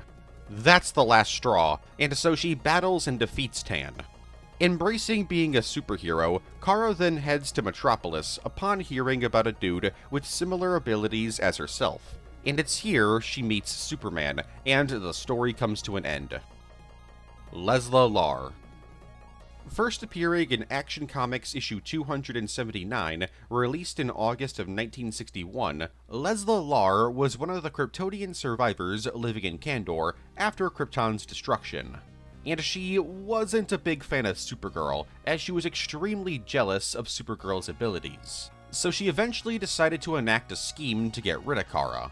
Seeing as the two of them look pretty similar, she planned on brainwashing Kara into thinking that she was Lesla, while she took Kara's Supergirl costume and would pretend, seemingly forever, that she was the real Kara Zor-El. But she didn't want to just be Supergirl. She also planned on killing Superman, so that she could rule over Earth unchallenged.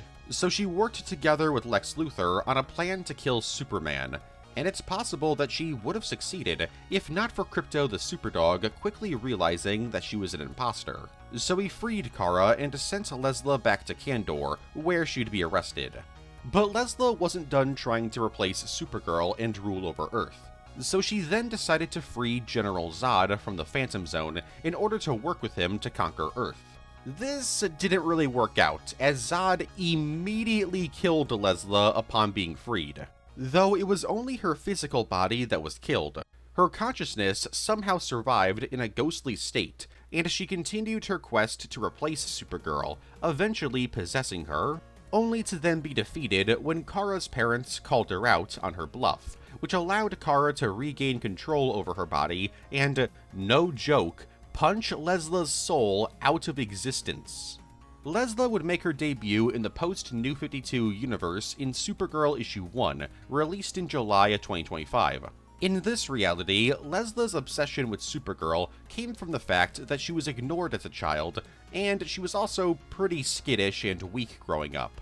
So she essentially viewed Supergirl as a role model. So when she got the chance to meet Supergirl, she told her how much she liked her, only for Supergirl to be like, "Alright." This really ticked off Lesla, as she believed that Supergirl had insulted her, and took all of her powers for granted.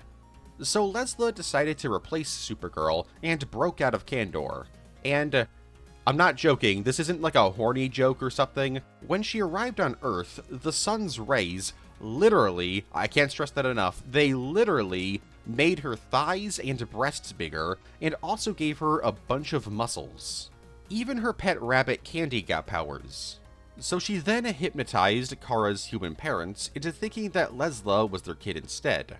And Supergirl wasn't super thrilled about any of this, so she defeated Lesla, and Lesla decided to embrace being a villain, and used black kryptonite to turn Supergirl into a villain called Satan Girl. More on her later. But Lesla quickly regretted this, as she wasn't really a fan of people being evil. She was only doing this out of self-hatred. She didn't actually want to hurt anyone. So after saving Supergirl's adopted parents from evil Supergirl, and Supergirl being freed from the effects of black kryptonite, Lesla gave up, and said whatever happened to her, she deserved it. Realizing that Lesla wasn't evil, Kara decided to give her a second chance, and for a little while, the two of them worked together as superheroes, with Lesla calling herself Luminary. But Lesla would eventually fall back into villainy for a bit, when she was forced to return to Kandor, and it's here that she was forced into helping the villain Black Flame, who wanted to take over Kandor. Though thanks to Supergirl, she'd be freed from Black Flame, and would return to being a superhero. As for Lesla's powers, she has all of your standard Superman and Supergirl abilities, since she's a Kryptonian. She's got super strength, speed, X-ray vision, laser vision, the ability to fly, and is insanely durable. As for her appearances in media, she's only ever appeared in Superman and Lois. AIM Kami Girls. In the early 2010s, DC collabed with the Japanese company Kotobukiya to produce a bunch of figures designed after their characters. And in order to promote these figures and tap into the anime and manga market a bit, DC began releasing anime-inspired webcomics based on these versions of their characters, and these webcomics would eventually be released in physical editions. This universe is largely the same as the main DC universe, with one major twist. There's way less male superheroes and villains. They do exist, but they're outnumbered 10 to 1 by the female heroes. In this reality, Kal-El doesn't exist. Instead, Jor-El had a daughter named Kara Jor-El, which is a bit confusing, as Kara Zor-El still exists and later becomes Supergirl. Anyways, Jor-El one day discovered that Brainiac, who's a woman in this reality, was on their way to destroy Krypton. And so he, along with his brother, Zor-El, and Supergirl, began investigating why she was coming to destroy the planet, and how they could fight back. And they discovered that Brainiac actually created Krypton. She would create worlds, fill them with life, and then return centuries later to wipe them out, so that she could absorb their knowledge. So Jor-El and Zor-El sent both Karas to Earth, and Kara Jor-El's ship landed on Earth first, while Kara Zor-El's ship was delayed a bit. So while Kara Zor-El was traveling in space, Kara Jor-El grew up with the Kents and became a Power Girl, and instead of laying low, she fully embraced being a superhero, even throwing away her secret identity. Kara was a genius when it came to technology, so she took the tech from her ship that she was sent in and reversed engineered it so that she could then sell it to humanity. She also started dating Jimmy Olsen and became Lex Luthor's arch-nemesis. Eventually, Kara Zor-El would arrive on Earth and become Supergirl, and soon after becoming Supergirl, she and Power Girl battled Brainiac, as Brainiac had actually also created Earth, so she arrived on Earth to absorb humanity's knowledge. But during the battle, Supergirl is brainwashed by Brainiac and begins to fight her allies, only for Wonder Woman to then show up and knock her out. And after knocking her out, Power Girl and crew then defeated Brainiac and created the Justice League, and eventually they were able to free Supergirl from the brainwashing, and so the two cousins began working together again as Supergirl joined up with the Justice League. Beacon. First appearing in Superman issue 1, released in August of 2016, Kathy Brandon is a childhood friend of John Kent, who just so happens to also be an alien. Kathy and her grandfather are the sole survivors of their homeworld, as it was destroyed by an alien race known as the Krog. With the help of Manchester Black, the two of them began life anew on Earth, and moved into Hamilton County, which is literally an entire town made up of alien refugees, also helped by Manchester Black. And seeing as Manchester Black kinda, sorta, really hates Superman with a passion, the entire town, Kathy included, turned on Superman and tried to kill him. But Manchester Black wanted to use John as a weapon, so he tried to turn John against Superman with the help of Kathy. However, Kathy's grandfather eventually decided that Manchester Black was causing him and the refugees to be put in harm's way, so he convinced Kathy to help him confront Manchester Black. This in turn leads to Black killing her grandfather, which completely destroys Kathy's allegiance to him, so she works together with Superman, Lois, Batman, Robin, Frankenstein, and the Bride of Frankenstein to free John from Manchester Black's brainwashing. Together, they battle Black and his forces, and are eventually successful. In the aftermath, Superman and his family move out of Hamilton County, while the alien refugees that make up Hamilton County rebuild their town in the aftermath of the fight. And Kathy decides to stay in Hamilton County to help rebuild. Kathy and John would continue to stay in contact, with John even developing a crush on her. Kathy would also create her very own superhero identity, that being Beacon, and her very first mission as Beacon had her working with the Superman family to bring the Bizarro version of John back to his parents. Though this mission ends in disaster, and the Bizarro versions of John Kent and Damian Wayne end up living in Hamilton. And that's kinda it. Despite John being a pretty important character to DC, Kathy was pretty much forgotten about, and has only made very brief cameos since this storyline. though maybe she'll show back up again in the future, as a potential future where her and John are heavily implied to be married was shown in Superman issue 25, released in August of 2017. Though honestly, probably not, seeing as John got aged up, so their relationship would be a bit strange, to say the least. As for her powers, Kathy has a bunch of psychic powers, as she can use her mind to create force fields, blasts of energy, increase her strength, fly, and use telekinesis. Streaky. First appearing in Action Comics issue 261, released in February of 1960, Streaky the Supercat is Supergirl's pet cat given superpowers. Unlike Krypto, who is literally not a dog, but instead a Kryptonian dog, Streaky is just a normal cat that was one day given powers.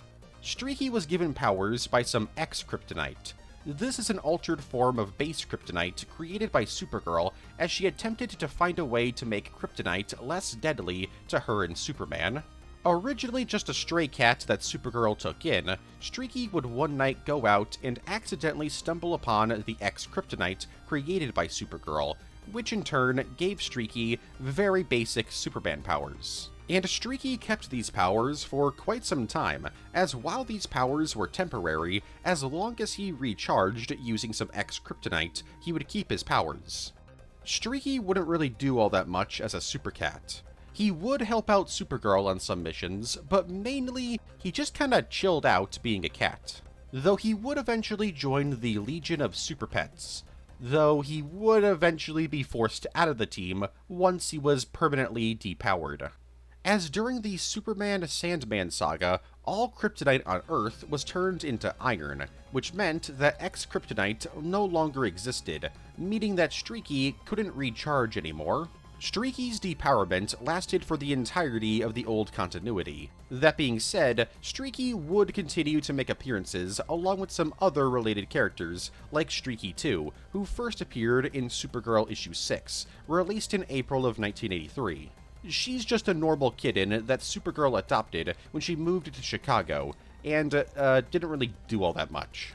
And then there's Stinky the Cat, who first appeared in Justice League America issue 37, released in April of 1990. Stinky was a one-eyed cat that chilled out with Justice League International, and would later be adopted by Power Girl, who was really the only one who actually liked the cat. Stinky would even regrow his lost eye at some point. Not really sure how he did, but he did. Another Streaky was introduced in Supergirl issue 10, released in November of 2006, and this one didn't really do anything. It was just a normal cat that she named Streaky, due to it leaving streaks of poop on its ass. No, really, that's literally why she named it Streaky. Streaky would make his debut in the post-New 52 universe in Super Sons Annual, released in January of 2018. Streaky doesn't really have much of an origin outside of being Supergirl's cat, who just so happens to have superpowers. Unlike the original Streaky, this time around, Streaky was a girl, though like the original, she was a member of the Legion of Super Pets, and she even had a crush on Krypto, which, is very, very strange. However, this run of the Legion of Super Pets eventually shut down after a member of their team was killed, though Streaky and the rest of the team would later reunite, and presumably still operate to this day. As for Streaky's powers, Streaky has very basic Superman abilities. He can fly, shoot lasers out of his eyes, and he has super strength and speed. But like Krypto, Streaky's powers are proportional to their size, so they're nowhere near as powerful as Superman or Supergirl. As for Streaky's appearances in media, they've appeared in Supergirl, Justice League Action, Krypto the Superdog, Superman the Animated Series, LEGO DC Supervillains, Justice League, and the Legion of Superheroes. Natasha Irons. First appearing in Steel issue 1, released in February of 1994, Natasha Irons is the niece of John Henry Irons, aka Steel. She was very close with her uncle, and despite being put in harm's way due to Steel's identity being revealed to the public, Natasha decided to stick by her uncle and traveled with him to New Jersey. And it's here that Natasha became a superhero. When Steel was captured by Darkseid, Natasha created her very own suit of armor and joined forces with various other heroes to go and rescue him. And after this adventure, Irons was way too injured to continue being Steel. So while he recovered, Natasha took over as Steel, with her uncle creating a brand new suit of armor for her. But after a little while of her fighting crime, Natasha and her uncle had a very bad falling out, as eventually Irons turned against the superhero community, which really bothered Natasha, since not only was she a superhero now, but he was also going against everything he stood for. Out of anger, Irons destroyed the suit of armor he had built for her, and said that if she wanted to continue being a superhero, she had to build her very own suit of armor. I guess he forgot that she built her very own suit of armor to save him, but whatever. Instead of creating a new suit of armor, she decided to work with Lex Luthor and become a test subject for the Everyman Project. This was a program created by Luthor in an attempt to give people superpowers. But secretly, Luthor was only doing this to see how they would react to the powers, as Luthor wanted his very own superpowers, but didn't want to be his own guinea pig. So Natasha went under the procedure and joined Luthor's superhero team, Infinity Inc. Now going by the name Starlight, Natasha fought with Infinity Inc. until she eventually made amends with her uncle. That, and she realizes that Lex Luthor is, pretty evil. And after that, she left the team and joined Irons' new company, Steelworks, and went back to using her steel armor. But just because she was out of Infinity Inc. doesn't mean that the Everyman Project went away. While her initial powers had faded, the project still had some remnants in her DNA, and one day they mutated and gave her the ability to transform herself into a metallic mist. But she didn't let this slow her down, as she continued being a superhero, now going by the name Vaporlock. Natasha made her debut in the post-New 52 in Action Comics issue 7, released in May of 2012. Her history was pretty similar to before, but her origin of becoming Steel was pretty different. For a while, she created gadgets and equipment for him, until one day she decided to build her own steel suit and help her uncle out more directly on missions. She would later go on to become a member of the Titans, and work with them for a while. She would even eventually join Superman's very own Authority, personally recruited into the team by Superman, where she worked with the team to battle Mongol, only to be captured along with the rest of the team.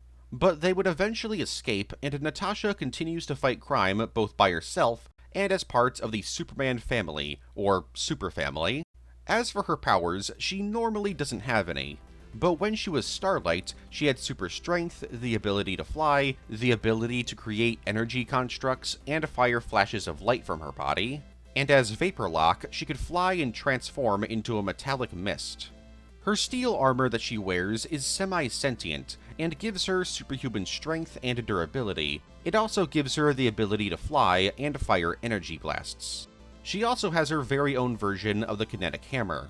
As for her appearances in media, she's appeared in Superman the Animated Series, Superman and Lois, and DC Legends. Brainiac Queen. First appearing in Superman issue 7, released in December of 2023, the Brainiac Queen is a robot created by Brainiac after he acted upon his secret desire to have some sort of family. But of course, this wasn't just any robot. This was an insanely powerful robot that was designed to literally wipe out all life in the universe. But because she's so powerful, she needed a powerful fuel source. So Brainiac had Lobo kidnap several members of the Superman family and drained them of their powers. But even that wasn't enough to fuel her. So Brainiac and the Queen then slaughtered Lobo's entire army of Zardians and absorbed their life force as fuel. For those that don't know, Zardians are Lobo's species, and they're insanely powerful. Luckily, thanks to the efforts of Connor Kent and Lex Luthor, Brainiac's plan to make her a literal god robot failed. But before the Queen could be destroyed, Brainiac launched her to Earth, where she'd fall into the hands of probably the worst person possible, Amanda Waller. Waller would not only train the Queen in fighting superpowered beings, but also treated her like her very own daughter. And while this started out as just her manipulating the robot, she would actually start to love the robot like a daughter. So when the Queen was done training, Waller put her plan into action. She had an army of Amazo robots steal the powers of various heroes. She then had the Queen create fake videos of the world's heroes slaughtering civilians, and then sent these videos out worldwide to create mass panic. And soon enough, around 80% of all superheroes on Earth were captured by Waller, with John Kent even being turned into a cyborg, forced to work for Waller. The remaining heroes tried to fight back, but the Queen pretty easily countered all of their attacks, as by this point, the Queen couldn't be destroyed. So John, who had been freed from the Queen's control, used his remaining connection to the Queen's systems to send her his memories of heroes doing good. This contradicted the Queen's programming, which told her that heroes were evil, so she began to glitch out, which gave Batman enough time to use a mother box to send her to Pluto, where she remains to this day. As for her powers, the Brainiac Queen is borderline immortal. While she can be destroyed, she'll almost immediately rebuild herself. She can also produce red solar radiation to shut down Kryptonian powers, and to turn people into cyborgs by infecting them with her technology. She can also transform her body at will and grow extremely large, and can even control any type of technology in the universe. Satan Girl. In Adventure Comics issue 313, released in October of 1963, when Supergirl traveled to the 30th century to visit her friends, she was hit with some red kryptonite. This knocked her out, and also created a being known as Satan Girl, who was an exact clone of Supergirl, with the only difference being that she's evil, and she only has 48 hours to exist, before she's forced to merge back with Supergirl. But Satan Girl obviously didn't want that to happen, so she created bracelets that allowed her to take the red kryptonite radiation from her body and fire it at women, which would allow her to live longer, with the idea being that getting rid of the radiation might save her. She used these powers on the Legion of Superheroes, and nearly wiped every female member of the team out. Luckily, Supergirl wakes up to save the day, except not really, as Satan Girl defeats her. Her red kryptonite powers are just completely unstoppable. Well, almost unstoppable. Too bad for her, red kryptonite powers don't affect animals, so when the Legion of Super Pets show up, they easily defeat her. By this point, it's been 48 hours, so she's then absorbed back into Supergirl, and the day is saved. Now, Satan Girl might actually be a form of Night Flame, as it's been theorized that the two of them are the same, since they're both evil beings born from Supergirl. Satan Girl would make her debut in the post-New 52 universe in Supergirl issue 3, released in September of 2025. Here she's created by Leslie Lar poisoning Supergirl with black kryptonite. This makes Supergirl embrace all of her negative attributes and go crazy. Crypto also gets an evil black kryptonite variant, but he's not given a name.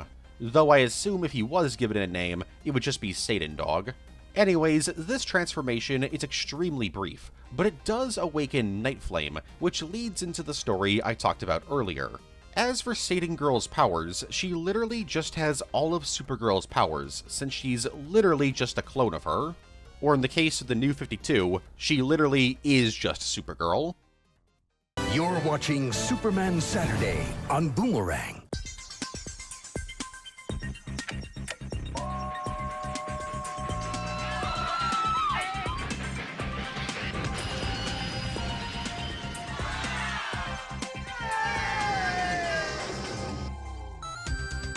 Here and now, Superman returns toys at Burger King. There's 8 of them, 1 per kid's meal, and you can choose the healthy treat like applesauce. Have it your way. We now return to Superman Saturday on Boomerang. The original Superman the Animated Series. While Superman the Animated Series is often regarded as either the best or second best Superman show, it was originally going to be extremely different. Originally, the series was going to be set in the 1940s, which presumably meant that the series wouldn't have connected with Batman the Animated Series. This version of the show was cancelled during the design process, as the team behind the show realized that the series would be way too similar to the Fleischer Studios' Superman shorts in terms of designs. Another early idea for the series was that the show was going to feature a guest hero in every single episode. So basically, Superman would be doing his thing, and then Black Lightning or The Question would show up for an episode, and then the next episode, Vixen or Mr. Miracle would show up, and this format would be the entire show. Basically, it would have been the Superman version of Scooby-Doo and Guess Who. This idea was scrapped because the show's team was worried that Superman would get overshadowed in his own show, with a constant revolving door of new heroes. Though remnants of this idea are still in the final product, as episodes featuring Green Lantern, Flash, Dr. Fate, Batman, and Aquaman were produced. Last thing that I'll mention is that Cat Grant was originally going to be a main character in the series, but she was scrapped in favor of the original character, Angela Chen. It's unknown why Cat was scrapped, but some have theorized it was because this would be too similar to Lois and Clark, The New Adventures of Superman, which was airing at the same time as the animated series. As Cat would have been a rival to Lois, which is pretty much the exact same role that Cat had in Lois and Clark. Though Cat was dropped from that show after season 1, which was way before the animated series began airing, so I'm not sure how accurate this theory is. Superman Meets the Quick Bunny. Released in 1987 and written by Mike Carlin, Superman Meets the Quick Rabbit is a one-shot crossover promotional comic in which Superman teams up with the Quick Bunny to battle Flash villain Weather Wizard. For those that don't know, the Quick Bunny is the mascot of Nesquik's chocolate milk. The story begins with Superman saving people from a massive flood, while the Quick Bunny leads his cult of chocolate milk enthusiasts in creating a place of worship, the Quick Clubhouse. After creating their little compound, they turn on the news and see Superman struggling to save people. So Quick Bunny convinces his child soldiers to go and help Superman, with his arguments being that the kids know about geography, science, computers, and languages, so they'll be well equipped to save people from a flood. It turns out the flood was created by the Weather Wizard, and when the kids arrive to help Superman, they distract the hero, which causes Superman to be frozen in ice. But the kids free Superman, and they decide to team up with him and to chase after the Weather Wizard to Washington, D.C. And it's here the Weather Wizard almost defeats Superman again, which requires the Quick Club to travel inside of Weather Wizard's giant tornado lair to take him out. Quick Rabbit distracts Weather Wizard, which saves Superman, and so the villain flees, and it seems like the day is saved. Except, not really, as Weather Wizard then creates a blizzard in Egypt, and even uses the wind to reanimate a mummy to fight Superman. So Superman and the Quick Cult team up again, and are able to defeat Weather Wizard, who then flees to China to destroy the Great Wall of China. Believing there's nothing they can do, the Quick Rabbit is about to give up, until he's bribed with chocolate milk, which somehow gives him the power to deflect lightning. So he uses this ability to defeat Weather Wizard, and the day is saved. The story then comes to an end with Superman and the cult drinking some chocolate milk. At least, I think Superman's drinking it. Lois and Clark, The New Adventures of Superman Season 5. Airing from September of 1993 to June of 1997, Lois and Clark, The New Adventures of Superman lasted for 4 seasons made up of 88 episodes. That's quite a lot of content for a live-action superhero show from the 90s, but it was originally going to be even bigger, with a 5th season planned. This is not surprising for fans of the show, as the series literally ends on a cliffhanger that never gets resolved, due to ABC canceling the series due to low ratings and budget issues. Sadly, we don't know a ton about what Season 5 would have looked like, but we do know that the series would have featured Superman and Lois raising their newly adopted kid, who would have grown up in just a single season. He would have rapidly aged throughout the season, and the season would have ended with Lois and Superman discovering that their kid was actually from a royal Kryptonian family who were living in New Krypton, and the kid would decide to leave his adopted parents and return home to New Krypton. And while raising the baby, Superman and Lois would have to defend the baby from assassins. The Prankster. First appearing in Action Comics issue 51, released in August of 1942, Oswald Loomis is one of Superman's earliest foes, and also one of his weirder reoccurring ones. The Prankster has no backstory. He just woke up one day and was like, I'm gonna be goofy for the rest of my life. And that's just what he did. His first crime had him forcefully giving money to bank employees, and then random people outside the bank. Yeah, not really much of a crime. And he does this for a couple more banks, which leads to pretty much every bank in Metropolis begging for him to visit them. Using this newfound trust, the prankster then shows up to the Metropolis National Bank, where he actually robs it, and kidnaps Lois Lane. He then almost kills Lois and his own henchmen with chemical weapons. This, of course, got the attention of Superman, and so began a long rivalry between the two. Some of Prankster's trolls, pranks, and crimes included working with Toyman to try and make Superman go crazy by committing a ton of obscure and weird laws, tricking the rich and elite to trust him, only for him to then rob them, and buying the copyright to the English language. Yeah, he bought the copyright to the entire English language and threatened to sue anyone who wrote anything in English. But that's not even the weirdest storyline involving him. That would probably be the one where he and Joker work together to rob fictional comedian Jerry Travis, only for Prankster to then betray Joker, which leads to Joker and Superman teaming up to stop Prankster. Bet you never thought a Superman and Joker team-up would happen, but there you go. It happened in 1982. Joker then tried to murder Prankster, so this partnership didn't exactly last long. In the aftermath of Crisis on Infinite Earths, the prankster actually received an origin story. That being, he used to be the host of a children's TV show called The Uncle Oswald Show, but the series was eventually cancelled, which led to Oswald to try and find a new gig. But the problem was, he was typecasted as a goofy children's TV host. So he then decides to kill the TV executives responsible for cancelling his show in the first place, and started doing a whole bunch of random prank-related crimes throughout Metropolis. But this wasn't actually his real goal. His actual goal was only to pretend to try and kill them, so that Superman would show up to stop him, and then he would take advantage of the media coverage of the incident to try and kickstart his career again.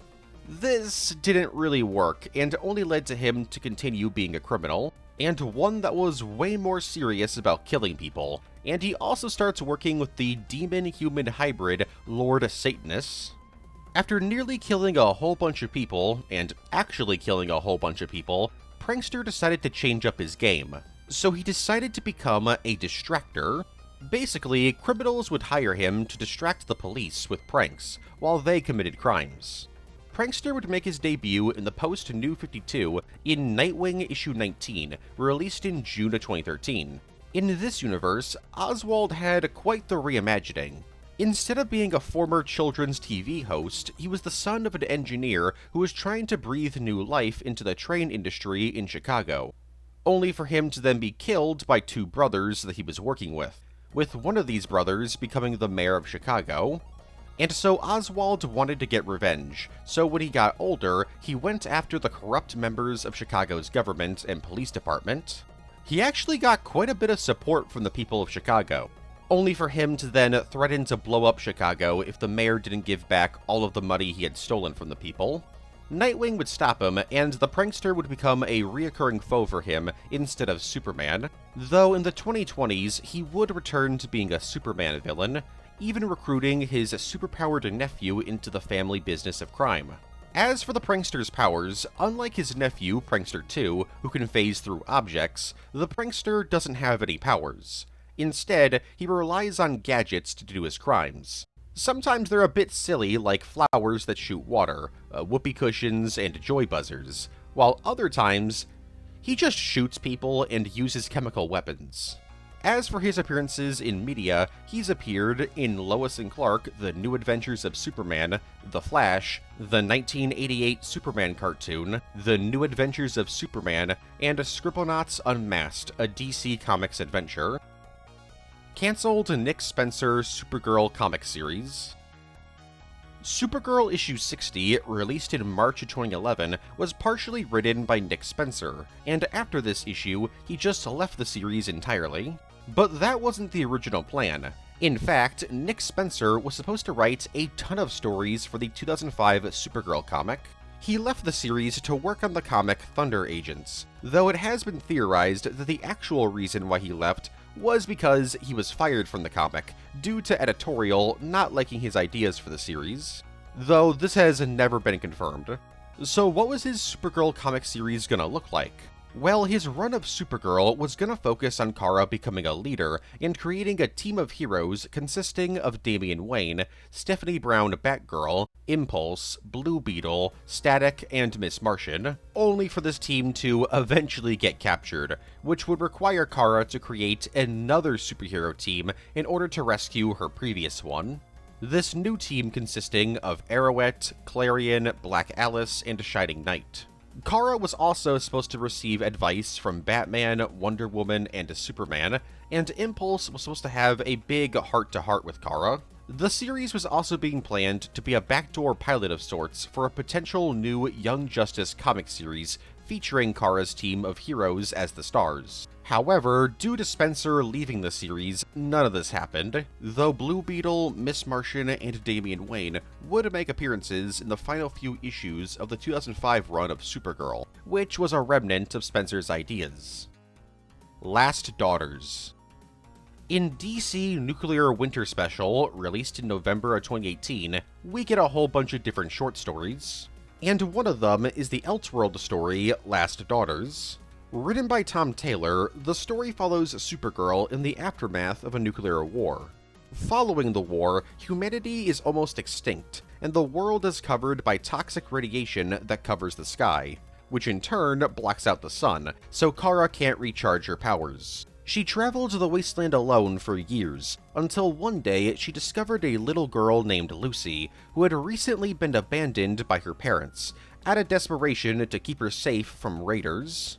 So Kara adopted the kid, and the two of them traveled together for 2 years, only for them to end up in Alaska in search of a mountain peak that pierced the clouds, which would allow Supergirl to recharge her powers. While climbing the mountain, Kara nearly succumbs to the radiation, but is able to find just a tiny bit of sunlight peeking through the clouds, which heals her just enough to allow her to reach the top of the mountain, where she can fully recharge.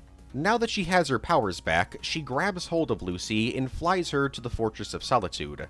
But sadly, nobody's there. Not Superman, Lois, John, Power Girl, Superboy, or even Krypto. Knowing that the world was beyond saving, Kara found Superman's rocket that he kept in the fortress, the very same Kryptonian rocket that he had arrived on Earth in. Using the fortress's computers, Kara found a civilization far off in a galaxy on a planet that was safe enough for Lucy to live on. So Kara transfers the coordinates into the rocket and tried to get Lucy to hop aboard, but Lucy refuses to go without Kara. So Kara decides, what the heck, and together they leave Earth to this new planet. And with that, the story comes to an end. The original Supergirl Season 3. During the production of Supergirl's third season, a major creative change occurred. Co-creator and writer Andrew Kreisberg was fired from the series after some very, very damning allegations came out about him.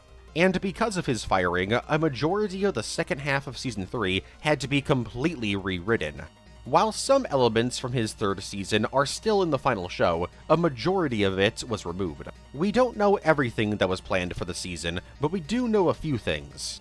For example, Lena Luthor was originally planned to become evil by the end of the 3rd season. We also know that Sam was originally supposed to die in Season 3, which would have resulted in RWBY being adopted by Alex Danvers. And while this hasn't actually been confirmed, it seems very likely that Allura was originally going to be revealed to be the creator of the World Killers, and that Supergirl was most likely going to be revealed to be a World Killer. Superman Fantastic Four: The Infinite Destruction. Released in April of 1999 and written by Dan Jurgens, Superman Fantastic Four: The Infinite Destruction is a one-shot crossover between Superman and the Fantastic Four. The story begins with Superman getting a message from his dead daddy Jor-El, who tells Supes that Krypton was actually destroyed by Galactus, and he's probably gonna destroy the Earth too. Not wanting everything he loves and cares for to die, Superman decides to meet up with the Fantastic Four, since they seem to be the experts on Galactus. It's here the truth is revealed. That message was actually from Cyborg Superman. The cyborg that explains that Galactus wants to turn Superman into his new herald, and soon after that, Reed and Superman are teleported away by Galactus, and Superman is forced into becoming Galactus's new herald. Reed desperately tries to break Superman out of his brainwashing, but nothing seems to be working. Luckily for the two of them, the rest of the Fantastic Four and Cyborg Superman show up to save the day. Cyborg Superman actually bonds with the Fantastic Four on their journey, since their origins are pretty similar. But this bonding doesn't mean he stops being evil, as eventually Cyborg Superman betrays the team, just as Superman breaks free of Galactus's brainwashing. Soon after, Cyborg Superman and Galactus are both defeated, with the Fantastic Four and Superman making Galactus swear that he only eats lifeless planets from now on. Galactus reluctantly agrees, and tells Superman that he didn't actually destroy Krypton. And Cyborg Superman reveals that he had manipulated the message in an attempt to follow Superman to Galactus, so he could become his new herald. So, does Cyborg Superman get what he wants? No, not at all, as Galactus punishes him by turning him into a sheet of metal and taking away his consciousness. And so the story comes to an end with Superman and Marvel's first family returning to Earth. Gangbuster. First appearing in Adventures of Superman issue 428, released in May of 1987, Jose Delgado is one of Metropolis's lesser-known heroes. Growing up in the rougher parts of Metropolis, Jose learned to fight at a young age and eventually became a teacher in hopes that he'd be able to improve the lives of Metropolis's youth. But he quickly realized that this wasn't working as much as he wanted it to, as more and more gangs were being created, so he decided to put his fighting skills to work and became the superhero Gangbuster. And as his name suggests, he targeted gangs, specifically gangs that targeted teenagers, whether it be trying to recruit them or rob them. Eventually, Jose would start dating Lois Lane for a bit, which would lead to him facing off against the villain Kandor, a villain created by Lex Luthor in order to try and turn Metropolis against metahumans by causing damage in a fight with Superman. And maybe his plan would have worked, if not for Jose dating Lois Lane when Kandor tried to hold Lois hostage to lure out Superman. Jose fought and accidentally killed Kandor, but also suffered extreme injuries during the fight, which led to him becoming paralyzed from the waist down. This would have marked the end of Gangbuster if it wasn't for Lex Luthor wanting revenge for accidentally foiling his plans. So Lex had Jose equipped with cybernetic enhancements that allowed him to walk again. But what Jose didn't know is that these implants also allowed Luthor to control him, and so he forced Jose to try and kill Superman's ally, Professor Emil Hamilton, who would later become the villain Ruin. Luckily, Emil was still a good guy around this time, and saved Jose by severing the connection between his enhancements and LexCorp. And so Jose returned to being Gangbuster, and worked alongside heroes like Superman, Shazam, Supergirl, Kamio Hoshi Dr. Light, and Black Lightning. But soon enough, Jose's life would begin to decline, as not only would he lose his teaching job, he would also lose his home and his relationship with Lois Lane. Needing a job, and honestly a fresh start, Jose started working for Cat Grant as her bodyguard, and the two of them even started dating. But this didn't really improve his life all that much, as criminals he beat up began to sue him for assault. So he fled Metropolis and tried to go into hiding, only to eventually be arrested. With all of this bad stuff happening to him in Metropolis, Jose eventually gave up on the city and being gangbuster, so he moved to California. But while there, he would rediscover his love for helping people and crime fighting, so he would eventually return to Metropolis, where he continued to fight crime as Gangbuster. Gangbuster would make his debut in the post-New 52 universe in One Star Squadron Issue 1, released in February of 2022. In this universe, he was a member of Heroes for You, which was a short-lived company that allowed people to request help from superheroes. He was also part of the Justice League, and that's pretty much it. Though he did have a niece named Rebecca, who also became a superhero named Gangbuster. First appearing in Superman issue 30, released in June of 2021, she hasn't really done all that much. Her most notable story had her being attacked by the hero Loose Cannon, who was manipulated into attacking her by the villain Projectress. As for his powers, Gangbuster doesn't have any, though his cybernetic enhancements allow him to walk despite his spine being seriously injured. So instead of using powers, he uses nunchucks, guns, brass knuckles, and tasers to fight crime. As for his appearances in media, he's only ever appeared in Scribblenauts Unmasked, a DC Comics adventure. I should also mention that Superman also briefly went by the name Gangbuster for a bit. In Adventures of Superman issue 446, released in November of 1998, Superman became Gangbuster after he had a mental breakdown in the aftermath of ordering General Zod's execution. So he briefly developed a separate personality that would go out at night fighting crime as a far more violent incarnation of Gangbuster. Though this wouldn't last too long, and after a few issues he snapped out of it and decided to go into exile for a bit. Superman Inc. Released in November of 1999 and written by Steve Vance, Superman Inc. is an Elseworld story that answers the question, what if Superman got run over by a car when he was an infant? Well, okay, that's not what the story is about, but that does happen. Kal-El lands on Earth in 1974, and instead of being found by Ma and Pa Kent, he's found by a drunk salesman who accidentally runs him over. Because he's a Kryptonian baby, he survives, and the salesman brings him to the local sheriff, where Kal-El is eventually adopted by a couple named Daryl and Edna Suderman, who name Kal-El Dale. Not knowing that the baby was an alien, the salesman just assumes that the kid is some sort of miracle, and so is inspired to get his life back on track. Unfortunately, while this guy's life got better because of Dale, the Sudermans' lives did not. Daryl died a few years after adopting Dale, and upon seeing Dale experimenting with his Kryptonian powers, Edna freaked out and started screaming at Dale, saying that he wasn't her kid and that he was possessed. She then fell down the stairs and died. So Dale went into foster care, only to one day discover that he was pretty good at basketball. And so he decided to play basketball professionally, and it turns out he's not just good at basketball, he's the best basketball player there's ever been. And through his sports career, he becomes the most famous person alive, even creating a company called Superman Inc. He would eventually retire from playing sports and decided to start his very own basketball franchise in Metropolis, called the Metropolis Spartans, despite Lex Luthor attempting Dale to join his basketball team, the Metropolis Monarchs. Dale, of course, refused, which really ticked off Lex, and so Lex decided to dedicate the rest of his life to try and ruin Dale's. While Lex was sending reporters and investigators down rabbit holes to discover any dirt on Dale, Dale was busy creating cartoons and building sports arenas. Dale's lifelong friend, Marcus, tried to get Dale to use his abilities to help people, but Dale insisted that he already was. He was entertaining people. That was good enough.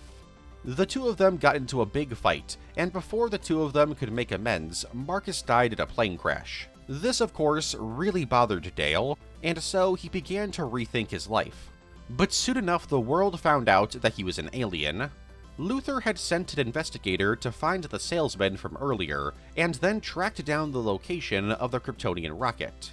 The entire world turned on Dale overnight, believing that he had purposely cheated in his sports career due to him being an alien. Dale almost murders Lex out of anger, but decides against it at the last second. After nearly being killed by a man with a kryptonite bullet, Dale met a man named John, who turns out is Martian Manhunter, and he tells Dale that there's a bunch of people on Earth with powers, but they're all in hiding due to fear of what the public would think.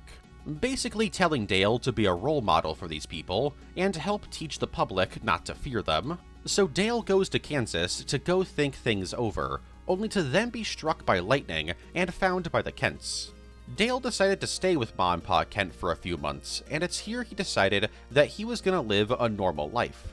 So he announced a massive charity foundation called the Superman Foundation, and then told everyone he was gonna leave Earth in search of his home planet. But in actuality, he was lying, and he decided to start things over as Clark Kent, and began studying journalism under Lois Lane. And with that, the story came to an end. Dark Supergirl.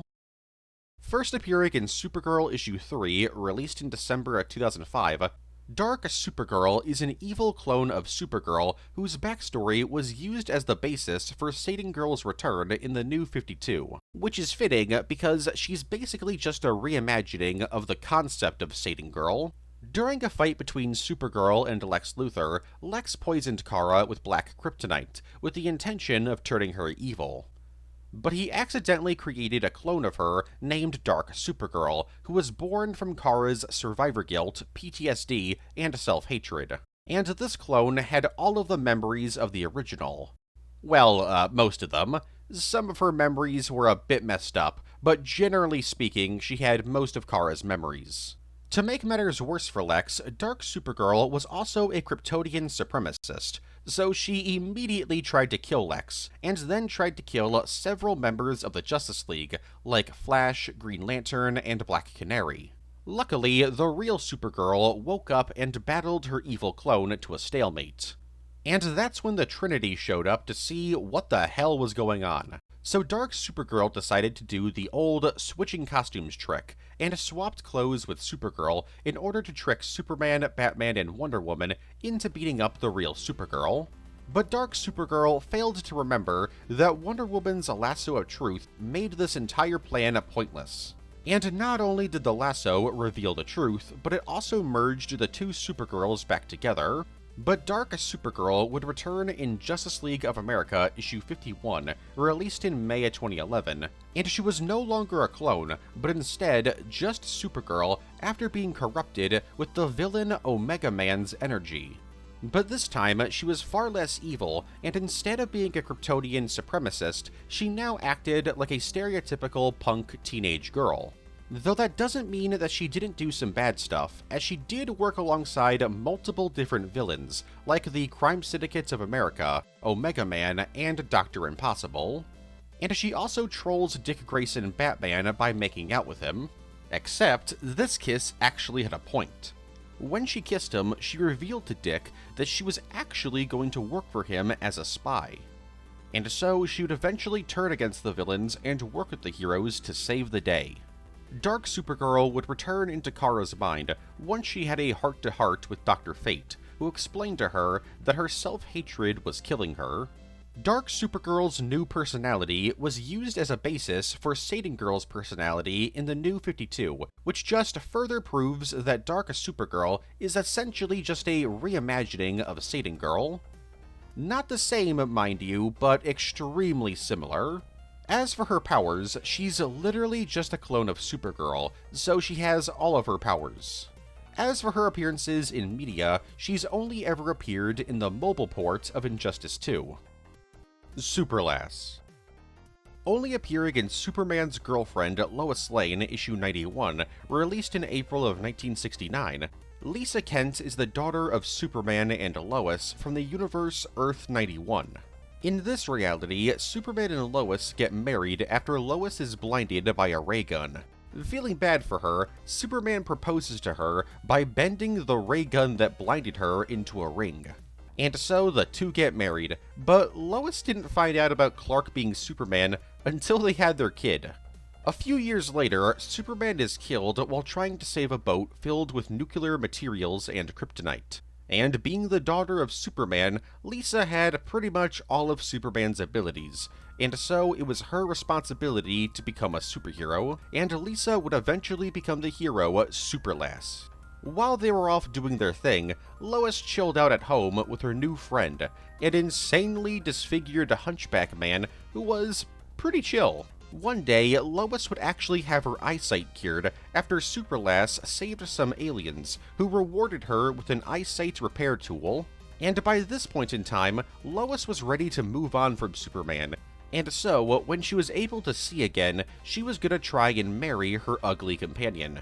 The only problem with that was that this guy, like I said, was very disfigured, so Lois was pretty shocked upon seeing him, which really upset the guy. Especially since this guy was Superman. Yeah, Superman didn't actually die. The boat that he was trying to save exploded, and so the red and green kryptonite on board messed him up severely, but it didn't kill him.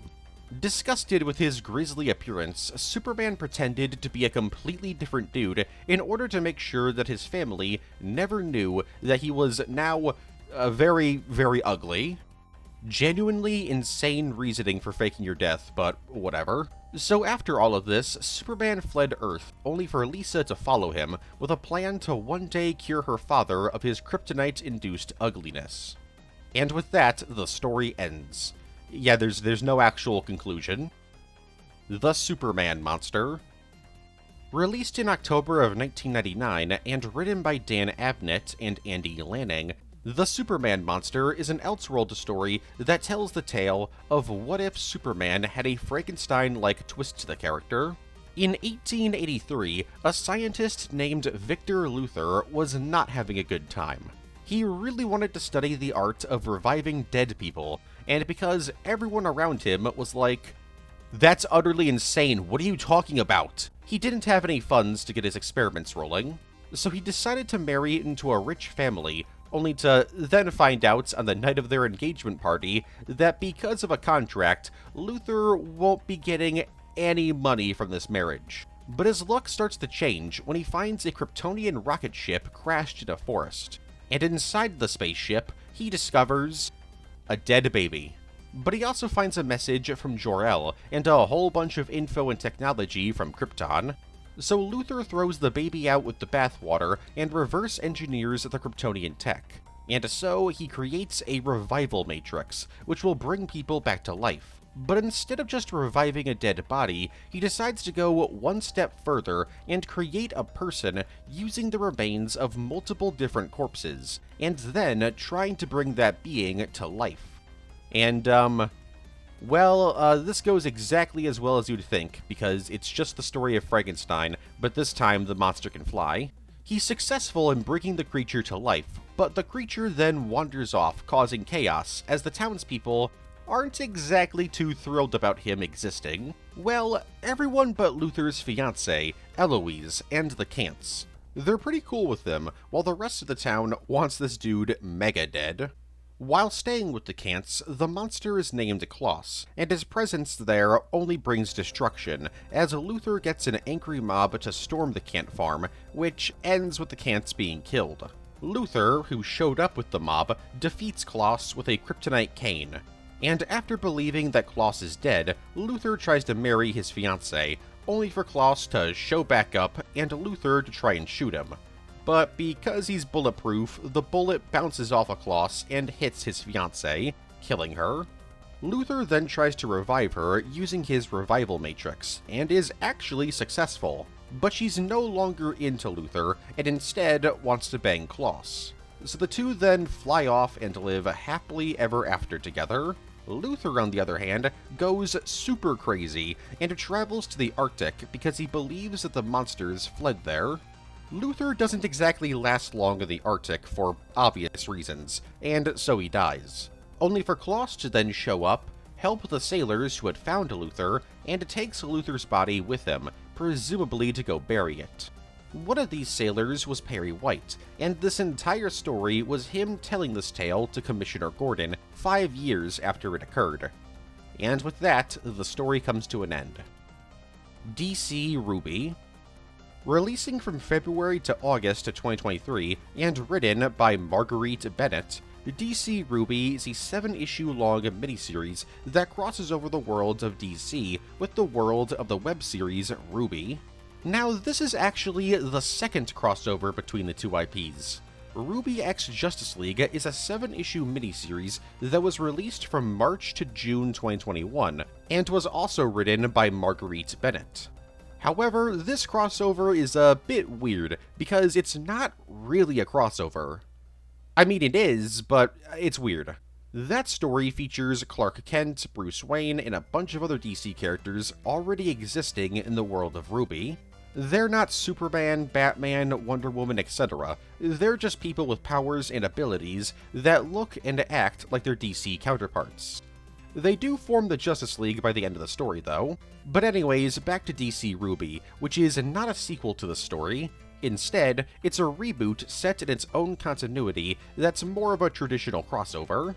So these two worlds become connected after Lex Luthor makes contact with RWBY villain Salem, and makes a deal with her to bring over a bunch of Grimm into his world. Grimm are monsters who love eating people, specifically people who are sad, angry, or just generally upset. There's also variants of Grimm that can possess people. So why would Lex want these monsters to come over to his reality? Well, it's because he stupidly believed that they would kill every single hero and villain on the planet, as Lex believed that they were all selfish and whatnot, so the monsters would exclusively target them. This goes as well as you'd think. A bunch of Grimm show up around the DC universe, which causes heroes and villains to battle them, so the main cast of RWBY travel to the DC universe and go from place to place battling monsters, and working with heroes like Superman, Batman, Wonder Woman, Constantine, Nightwing, Batgirl, Catwoman, and Zatanna. Because the worlds of DC and RWBY are merging, DC characters start developing semblances. These are powers from the world of RWBY based on people's auras or souls. So characters like Batman now actually have powers, and his power is perception. He can perceive things better. They really gave the world's greatest detective depth perception. Superman, on the other hand, ends up getting possessed by a Grimm, which leads to the RWBY crew to fight and defeat him. After beating up all of the characters who were possessed by the Grimms, and the Grimms themselves, Team RWBY return to their reality, and the story comes to an end. 2 films kinda based on these 2 crossovers were released in April and October of 2023. These 2 films take elements from both crossovers, but aren't proper adaptations of either DC RWBY or RWBY X Justice League. But they exist, and from what I've seen, don't have the best reception from fans. Superman Doomed. Releasing from July to November of 2014, Superman Doomed is an event storyline in which, after battling Doomsday, Superman is infected with some sort of virus that transforms him into a monster that looks and acts just like Doomsday. You see, around this time, Doomsday had a deadly virus in his blood, so after defeating Doomsday, by literally ripping Doomsday in half, Superman breathes in the toxins in Doomsday's blood in order to prevent the virus from spreading. This doesn't end well for Superman, as he immediately falls unconscious, and when he wakes up, he starts to wander around and rage out. He eventually discovers that this toxin has given him the ability to transform into a Doomsday-like monster at will. But the problem is, the virus is also messing with Clark's mind, and is making him extremely aggressive. In order to prevent himself from going crazy, Superman turns himself over to the government, while the Justice League begin to look for a cure. Everything seems like it's gonna be fine. Superman's in custody and isn't in danger of freaking out, and the heroes are off trying to cure him. What could go wrong? Well, it turns out, around this time, Lois Lane had become brainwashed by Brainiac using nanomachines. So Brainiac forces Lois to visit Superman and gets him to freak out and break out of containment as he's told that the Teen Titans are about to be killed. This ends in disaster as Superman is attacked by all sorts of heroes and villains, like Metallo, who tries to kill Superman with a kryptonite bomb that ends up polluting the atmosphere with kryptonite for a few days. Realizing that him being on Earth poses a danger to humanity, Superman decides to leave Earth for a while in order to figure out what to do. While Supergirl tries to help her cousin out, back on Earth, a whole bunch of people are falling into comas. And by a bunch of people, I mean pretty much the entire human race. Everyone is falling into these comas thanks to a psychic infection of sorts being broadcasted around the planet. Brainiac has created this infection in an attempt to absorb the minds of everyone on Earth, in an attempt to become insanely powerful, so he can then revive his family. So the Justice League attempts to fight back against Brainiac and Cyborg Superman, who is working with him. By this point, Superman has returned to Earth and frees Lois from Brainiac's influence. So while the League fight back and try to find allies to help them, Superman goes full Super Doom and goes after Brainiac. A huge fight occurs, and when the battle is over, Superman has cured himself of the Doomsday virus and woke up everyone from their comas. Superman then throws himself and Brainiac into a black hole, but Superman is able to escape and returns to Earth, where he discovers that, while they did save the day, Brainiac's invasion of Earth resulted in the deaths of thousands of people, including Lana Lang's parents. Also, Lois has forgotten that Clark is Superman, so it's not entirely a happy ending. Jimmy Olsen becomes a Jovian. In Superman's pal Jimmy Olsen, issue 32, released in October of 1958, Jimmy Olsen gets turned into an alien. But not just any alien. A Jovian, which is an alien species that lives on Jupiter. One day, Jimmy is contacted by some Jovians, who convince him to help them with an experiment, though he quickly realizes that this was a bad idea, because this experiment has him being transformed into a Jovian, so that the Jovians can safely discover if they can survive on Earth. In the case that Jimmy survives, he'll transform back into a human in a week.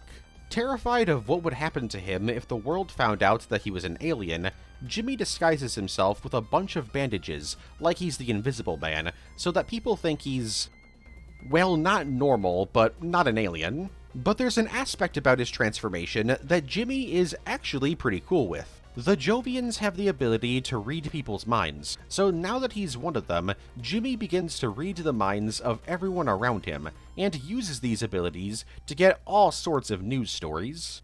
Not to mention, he also finds out that his friend Clark is actually his pal Superman.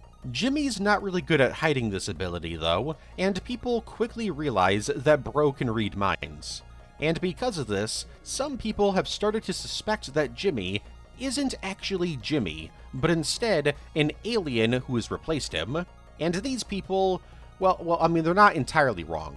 So while Jimmy helps Superman using his telepathic powers, the conspiracy theorists plan on confronting the alien. So when Jimmy is at an awards ceremony, the theorists act and rip off his bandages, only to reveal he's human. Turns out a Jovian week is only 5 days, so Jimmy turned back to being a human quicker than he thought he would.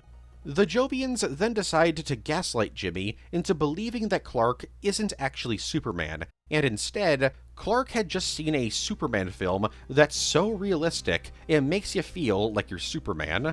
So he comes to the conclusion that Clark was just daydreaming about being Superman after seeing the film. Jimmy's kind of an idiot sometimes. Supergirl Wings. Released in October of 2001 and written by J.M. Demetize, Supergirl Wings is an Elseworld story about Matrix and Linda Danvers' Supergirl. In this reality, Matrix is an angel. Like an actual, literal angel, or an Amenly, which is a type of angel dedicated to saving people from becoming evil, kinda like a guardian angel. For a while, she did a pretty good job. That is, until she's ordered to help a human named Linda Danvers, who is not super into turning her life around. But Matrix doesn't give up on her, and continues being Linda's guardian angel, trying to help her, only for her to eventually be confronted by a literal demon. Turns out, Matrix wasn't the first guardian angel assigned to Linda. Her first angel gave up on her, which allowed this demon to take hold of Linda. After discovering how to enter people's bodies thanks to the help of the Phantom Stranger, Matrix enters Linda's body in an attempt to forcefully help her. And upon entering her, Matrix starts to believe that humanity is essentially just a cage for the soul, and starts to absolutely hate humanity. Matrix is then ripped out of Linda and eventually meets another angel who goes by the name Clark Kent. Turns out in this reality, Clark is literally an angel who has taken a human form to try and help people. Wait a second, it's shown that he has kids. Would that make the kids Nephilim?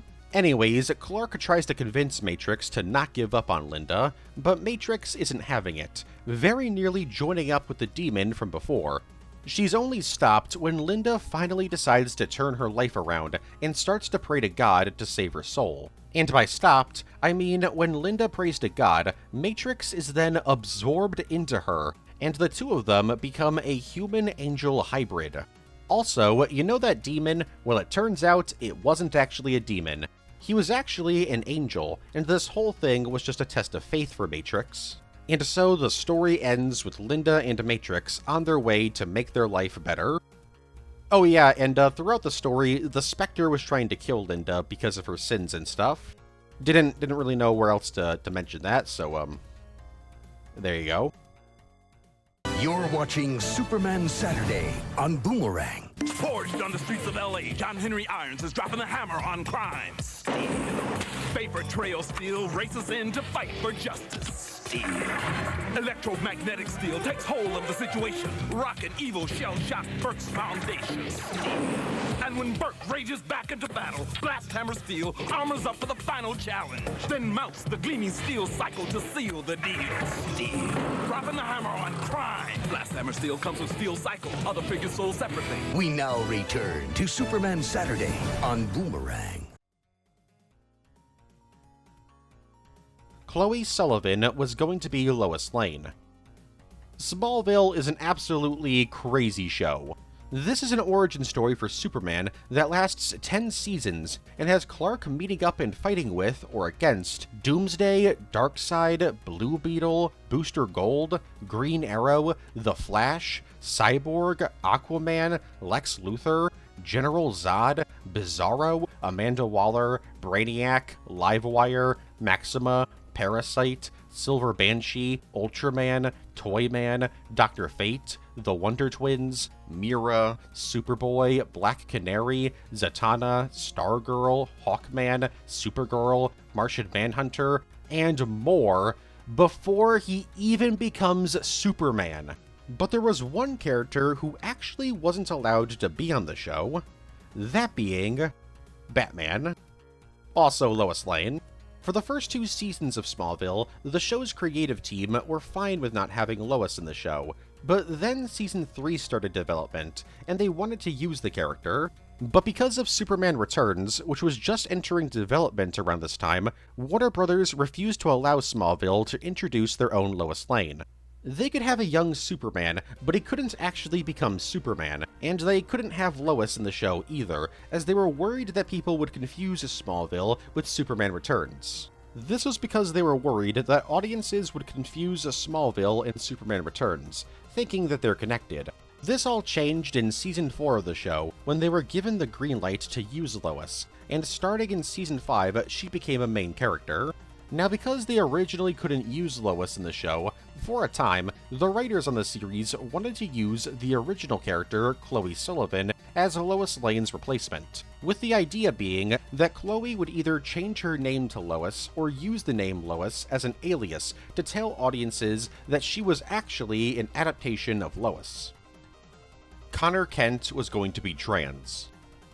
Sometime in 2023, comic writer Magdalene Visaggio pitched a storyline to DC where Connor Kent Superboy was going to discover that they were actually trans. The story would take place over the course of 12 to 24 issues, in which Connor would experience an identity crisis as he wants to step away from Superman's shadow.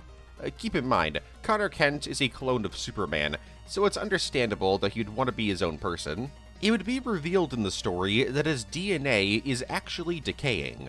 Obviously, wanting to cure himself of whatever's going on, he travels to the lab where he was created at and finds somebody there. A dude named Leland Leonardo Luthor, who turns out is Connor's brother and is also a clone of Superman and Lex Luthor, with Connor having Superman's DNA be the dominant trait, while Leland has Lex's DNA being the dominant trait. So the two of them work together and discover that their creator was a time-traveling scientist named Leonardo Quintum. So the clone brothers travel to the future to find Quintum, only to discover that in the future, the world is ruled by Superman's descendants, who are all evil. So the brothers bring in the rest of the super family from their era into the future to help them fight their descendants.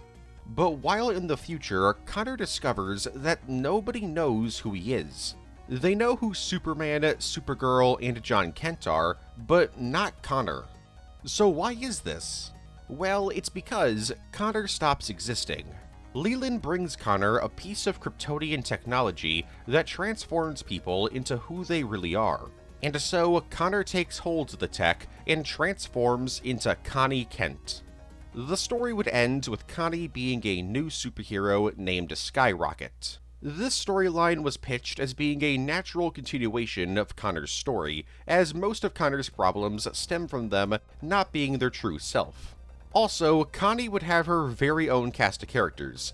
She wouldn't be replacing Supergirl or anything like that. As you can probably guess, due to this comic not existing, DC rejected the pitch. Cancelled a Superman and Pac-Man crossover. In 1981, DC partnered with Namco to produce a one-shot crossover comic between Superman and Pac-Man. However, the comic was cancelled for unknown reasons, and sadly, we don't know much else about it. 2 pages of a rough draft of the comic have been found. Drawn by Ernie Colon, these comics see Superman interacting with Pac-Man and extremely early versions of Pac-Man's extended cast of characters. As instead of Miss Pac-Man, we have Cube Lady. The second page sees Superman being captured by some ghosts, which requires Pac-Man to save Superman, and then he turns his wife, or girlfriend, or friend, into a circle. He then throws her at the ghosts, and that's that. No, really, that's literally all the information we have about this comic. Bump in the Night. In DC House of Horror, released in October of 2017, we get a bunch of spooky short stories. One of these stories is called Bump in the Night, which is essentially Brightburn if the film didn't suck. Okay, not really, but Brightburn does suck. The story centers around Martha Kent, as one night a Kryptonian spaceship crashes near the Kent farm. Pa Kent goes to investigate the crash, only to be immediately killed by the alien occupant. That, of course, being Kal-El. Kal then flies around and starts destroying their farm, and eventually even kills Martha Kent, as she tries to escape. And the story ends with Kal-El flying off to continue his rampage elsewhere. Like I said, this is a short story. Superman and Batman, Outlaws.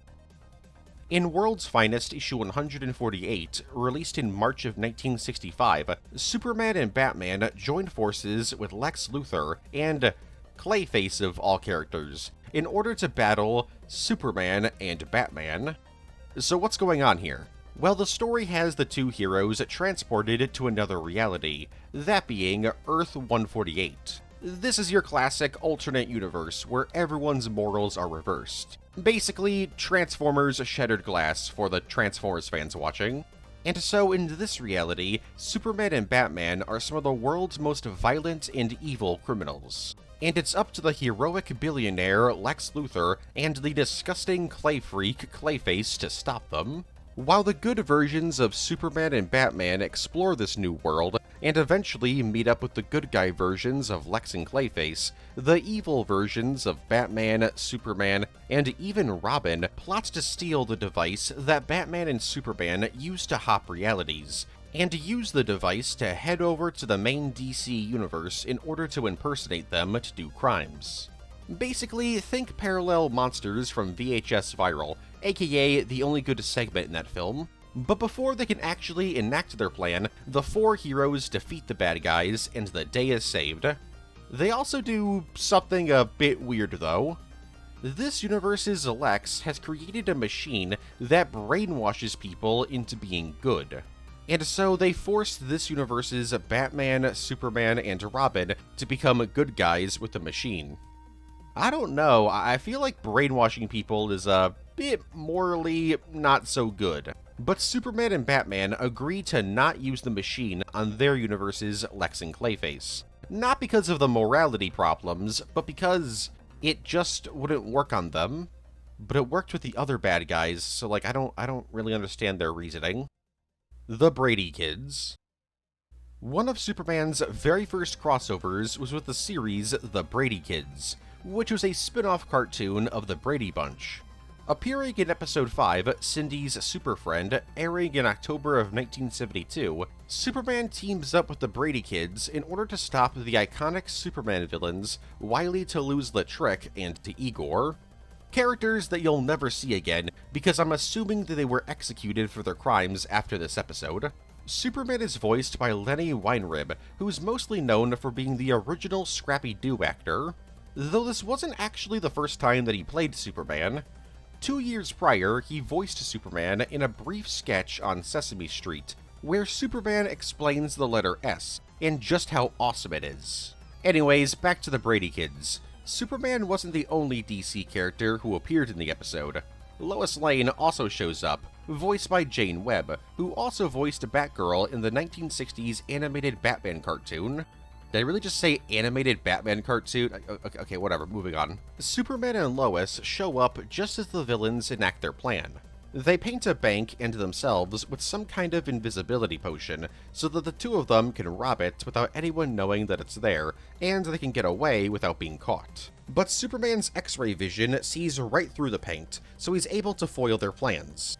Except no, that's not true. According to Superman, X-ray vision doesn't work on things that are invisible, though despite this, Superman and the Brady Kids do eventually defeat the bad guys. Side note, Superman is very nearly killed by some kryptonite that one of the Brady Kids just so happened to have in their rock collection. Also, why does Superman sound so threatening in this clip? You wouldn't have a dime, would you, Lois? No, I haven't. I'll have to go get some change, I guess. See you later, Lois. The Mummer. Only appearing in Adventure Comics issue 148, released in January of 1950, the Mummer's whole thing is that he really loves puppets and dolls, specifically ventriloquist dolls. Originally working in theater, everyone he worked with kinda, sorta, absolutely hated him, because while he was really good at his job, he also had an insane ego. An ego so big that one day he decided he didn't want to work in a theater anymore. He wanted to become the world's most famous criminal. And in order to do that, he decided to travel to Smallville to defeat Superboy. So Mummer and his 3 sentient puppets rolled into town one day and started causing trouble. No, really, like they're sentient, they talk and everything. Anyways, they cause trouble and decide to not actually fight Superboy. Instead, he uses a puppet of Superboy to cause an accident. He does this in order to draw out the real Superboy, which doesn't take long, as Clark is there watching this whole thing go down. The Mummer did this in order to test Superboy's abilities. The next day, it's time for his grand plan. The Mummer sets up at Smallville's theater and starts doing his routine for people.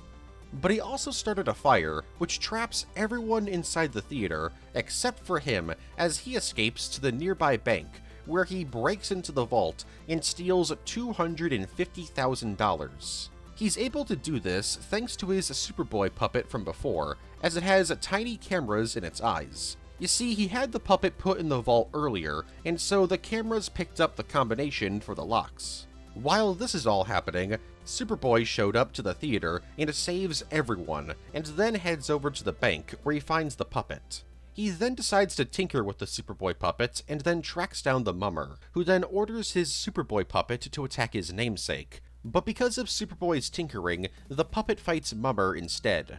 So Superboy and the puppet defeat the mummer, and he goes to jail.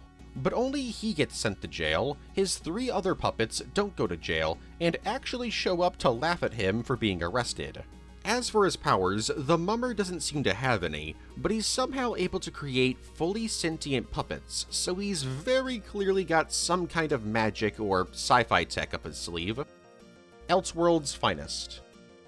Releasing from October to November of 1997 and written by John Francis Moore, World's Finest is a 2-part Elseworld story that's about alternate universe versions of Batman and Superman teaming up to fight Ra's al Ghul and this universe's version of Lex Luthor, who was a Russian adventurer hell-bent on creating wacky steampunk and dieselpunk-like technology. And in order to fund these machines, he would steal treasure from around the world. Basically, he was a pirate. The story takes place in 1928 and begins with Lana Lang's father being kidnapped by the League of Assassins. They kidnapped him as he had information about the legendary artifact, the Godstone, an artifact said to have the power to wipe out the world. And upon destroying the world, the League then plan on using the stone to rebuild the world in their image. Jimmy Olsen is the first one to find out that he's been kidnapped, and informs Clark Kent about this. The two then meet with Lana Lang, and the 3 of them decide to team up to find her father. But before they can really begin their adventure, the League attempts to kidnap Lana, only to be stopped by Clark. Through this encounter, they figure out that it's the League of Assassins who are responsible, and Lana knows just the person who can help them.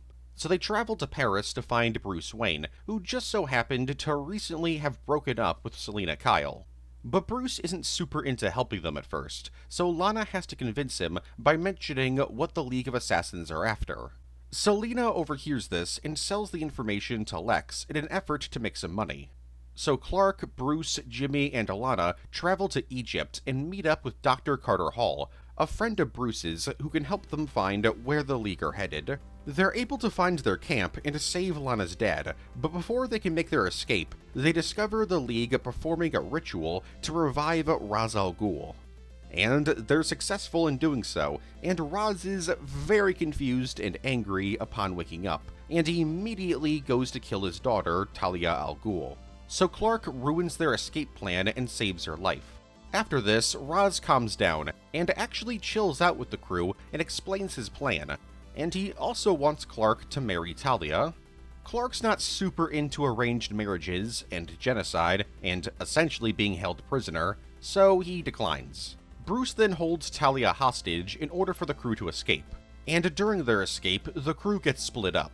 Clark and crew are able to escape and try to return to America via boat, while Bruce stumbles upon a mythical statue which grants him some powers. It's then that Lex shows up and captures Clark and crew. Lex then reveals that he has kryptonite, and forces the crew to help him find the city of Argos, which is where the Godstone is at. Getting tired of Clark and realizing that he's somehow affected by the kryptonite, Lex tries to have Clark killed, but of course Clark survives. They eventually find the city, and it's there they find Ra's al Ghul. And the two villains decide to team up, while Clark and Bruce meet back up and also team up.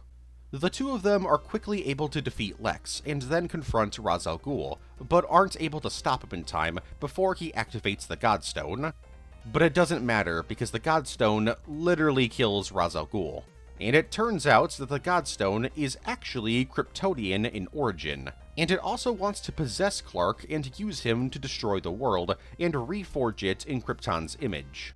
So Bruce is forced to kill Clark, and while this is all going down, Lex steals the Godstone and kidnaps Jimmy. Thankfully, Talia revives Clark, and Clark is able to stop Lex from stealing the Godstone and going absolutely bananas with it. And so the story comes to an end with Clark and Bruce becoming superheroes, and even having comics made about them. Karkin the Mighty. In Superboy issue 183, released in March of 1972, we get an alternate universe in which Kal-El's Kryptonian rocket lands in Africa instead of the Kent farm in Kansas. Instead of being found by people, Kal-El is found by a bunch of gorillas who decide to adopt him. They decide to name him Karkin the Mighty, and Karkin grows up thinking that he's just a weird-looking gorilla, though he was eventually told by his gorilla mom, Kina, that he was adopted. You'd think a feral child with the powers of Superman would be really threatening to a bunch of gorillas, but not really. A bunch of the gorillas make fun of him, which is utterly insane. Like, if this kid snaps, there's nothing stopping him from absolutely obliterating you. Eventually, Karkin ends up using his powers to save a bunch of baby gorillas from some poachers. And by save the baby gorillas, I mean, he actually captures the gorillas for the poachers, due to him misunderstanding what the poachers were trying to do. The poachers eventually discover the Kryptonian rocket and find some kryptonite. Karkin is then knocked out due to said kryptonite and is captured, but he's able to escape his captors thanks to a woman named Tony, who was being forced to help the poachers, and she accidentally knocks the kryptonite away from him. So Karkin saves all of the animals the poachers have taken, and the day is saved. Well, except for the fact that Karkin's gorilla family absolutely hate him now, as they misunderstood the whole situation and believe that Karkin was taking part in the poaching. So Karkin is abandoned by his gorilla family and joins up with Tony to live in the human world. Milkman Man. First appearing in Doom Patrol issue 11, released in June 2018, Milkman Man is probably the strangest clone there's ever been of Superman. Surprisingly, his powers aren't milk-based. Well, kinda. Instead, he's a reality-changing godlike character. Milkman Man was born from Casey Brink and Terry Nothing. Casey's a fictional comic character given life, while Terry is a homunculus. But how can these two biological women create a baby? Well, because of their very unique backstories, when the two of them kissed after becoming interested in each other, they were literally roommates. This somehow made Terry pregnant. But not with a normal baby. This was an omniblank, a baby born from beings who don't exist, and whose birth might destroy the reality they're born in. And this baby may have wiped out reality if not for the organization Retcon. This is kinda DC's answer to the TVA. I say kinda because while they're a multiversal organization that messes with reality, instead of doing it to keep order, they do it for entertainment reasons in order to appease various gods that are stand-ins for DC's reader base, so they don't wipe out all of reality. So anyways, Retcon took the kid and raised him as Milkman Man. They decided to give him the powers and memories of a fake backstory inspired by Superman in order for him to be their ultimate weapon. You see, while he has all of Superman's powers, his main power is the ability to warp reality to make the comics that these stories take place in more appealing to readers. And he's able to do all of this with his milk, as it's reality warping milk. He's basically the embodiment of corporate politics messing with creative visions in the comic industry.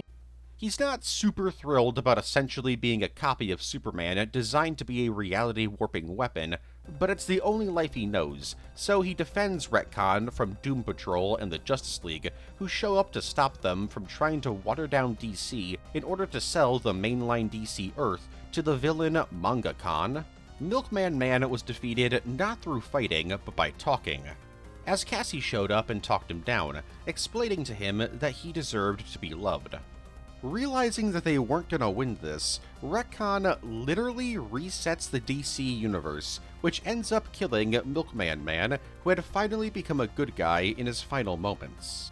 Before reality could be reset completely, Batman was able to find a way to save it, so while Milkman Man was erased from existence, and everyone thought the last few days were just a dream, the main DC universe was relatively back to normal.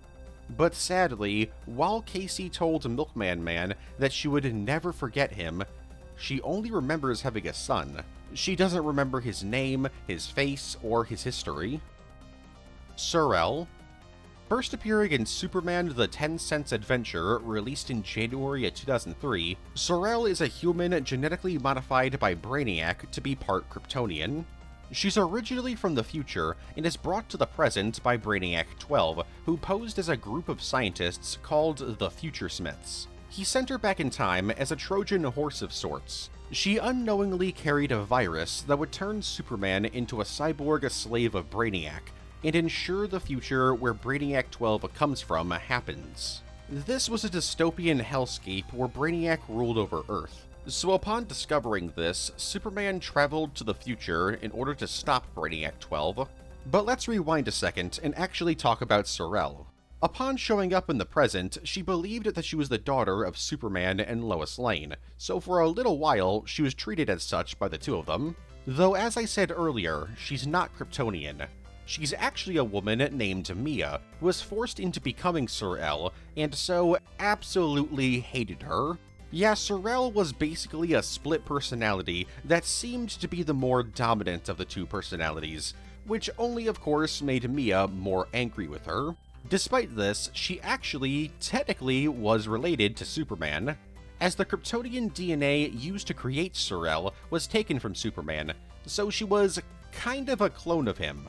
Zor-El would work alongside Superman and his allies for a time as Supergirl, but during the fight against Brainiac 12 in the future, she realized the only way to make sure this reality never comes to be is to sacrifice her life in order to prevent her birth from happening, and so she sacrificed her life to save the future. But that wasn't actually the end of her, as thanks to Bizarro, who was traveling around time collecting allies to help save Superman, Zor-El was saved from being erased, but wouldn't stick around. No, really, after this story, she just stopped appearing. It's unknown where she went off to, but I assume wherever she is, she's still alive.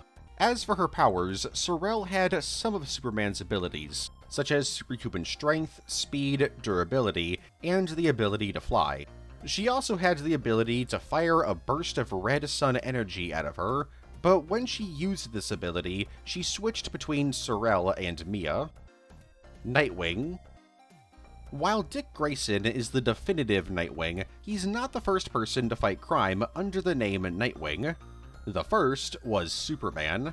In Superman issue 158, released in January of 1963, Kandorian scientist Than-Ol decides to troll Superman by gaslighting the entirety of Kandor into thinking that Superman is purposely keeping Kandor shrunken in a bottle. So the entirety of Kandor declares that Superman is an enemy of the state. Not exactly being a fan of that, Superman decides to clear his name with the help of Jimmy Olsen under the superhero names of Nightwing and Flamebird, and together they're able to prove to the people of Kandor that Superman is not trying to keep them small. And they also face off against Than-Ol, who is trying to enlarge the city like an idiot, because his method would literally kill everyone. And after saving the day, Superman gives the mantle of Nightwing to his cousin. No, not Kara, Van Z. Now what's interesting is that Clark didn't actually come up with these identities. Nightwing and Flamebird were actually heroes from Kryptonian mythology, and these stories are what inspired Dick to use the name Nightwing. But let's briefly go back to Van Z for a second. He actually continues being Nightwing to this day, even in the post-New 52 universe, though he's only made very brief cameos in recent years. The next Superman-related character to call themselves a Nightwing is Power Girl. In Supergirl issue 6, released in May of 2006, Supergirl and Power Girl team up to take on Ultraman after he takes over Kandor 2. So the two heroes go undercover as Flamebird and Nightwing to save the city, while also keeping a low profile, as the citizens of Kandor aren't super into the Superman family right now, due to Ultraman using the Superman symbol as his own to oppress the people of Kandor, and also to screw with Superman. Supergirl and Power Girl are successfully able to save the city, despite their identities being blown pretty early on, and Supergirl getting brainwashed for a bit to be Ultraman's bride. And finally, we have Lor Zod, aka General Zod's son. First appearing in Action Comics issue 844, released in December of 2006, Lor Zod was conceived and born in the Phantom Zone, and was launched out of the Phantom Zone, much like how Superman was launched from Krypton. Lor Zod's rocket arrives on Earth, and he quickly comes into contact with Superman. Superman and Lois decide to adopt him in order to keep him safe from the US government, who wanted to experiment on him due to him being Kryptonian. And after battling Lex Luthor, who was also trying to adopt the kid so that he could be his weapon, the two successfully adopted him. But Lord Zod, now going by the name Chris, would end up getting sent back to the Phantom Zone when General Zod kidnapped him. Superman wasn't able to save Chris due to Chris having to sacrifice himself to save Earth from Zod's Phantom Zone portal that was tearing the planet apart. But luckily, he survived, and would be rescued, where he would then age to a teenager in just a few months, due to his Phantom Zone DNA being weird. Upon returning to Earth, he and his rescuer, a Kandorian girl named Thara Akvar, decided to become Nightwing and Flamebird in order to help Earth fend off Kryptonian bad guys. And as Nightwing, he would face off against all kinds of villains, including his father, General Zod. But it turns out that Chris isn't just dressing up as Nightwing. He was literally the host of the ancient Kryptonian entity Nightwing, meaning that Chris was essentially just an avatar of Nightwing. Lord Zod would return in the post-New 52 universe in Action Comics issue 984, released in September of 2017, and there's not really a ton to say about him, because his history here is completely different.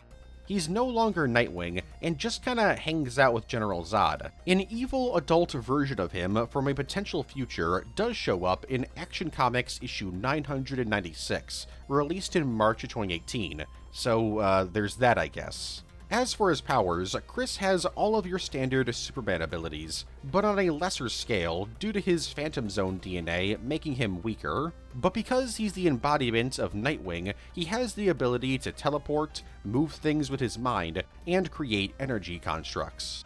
As for his appearances in media, he's appeared in Young Justice, Krypton, and the mobile port of Injustice. Superman and Savage Dragon. Released in November of 1999 and written by Carl Kessel, Superman and Savage Dragon Metropolis is a crossover between Superman and Image Comics character Savage Dragon. The story begins with Superman waking up not remembering anything from the last week. But luckily for him, Superman's visited by his old friend Savage Dragon, and he's ready to help Superman figure out what's going on.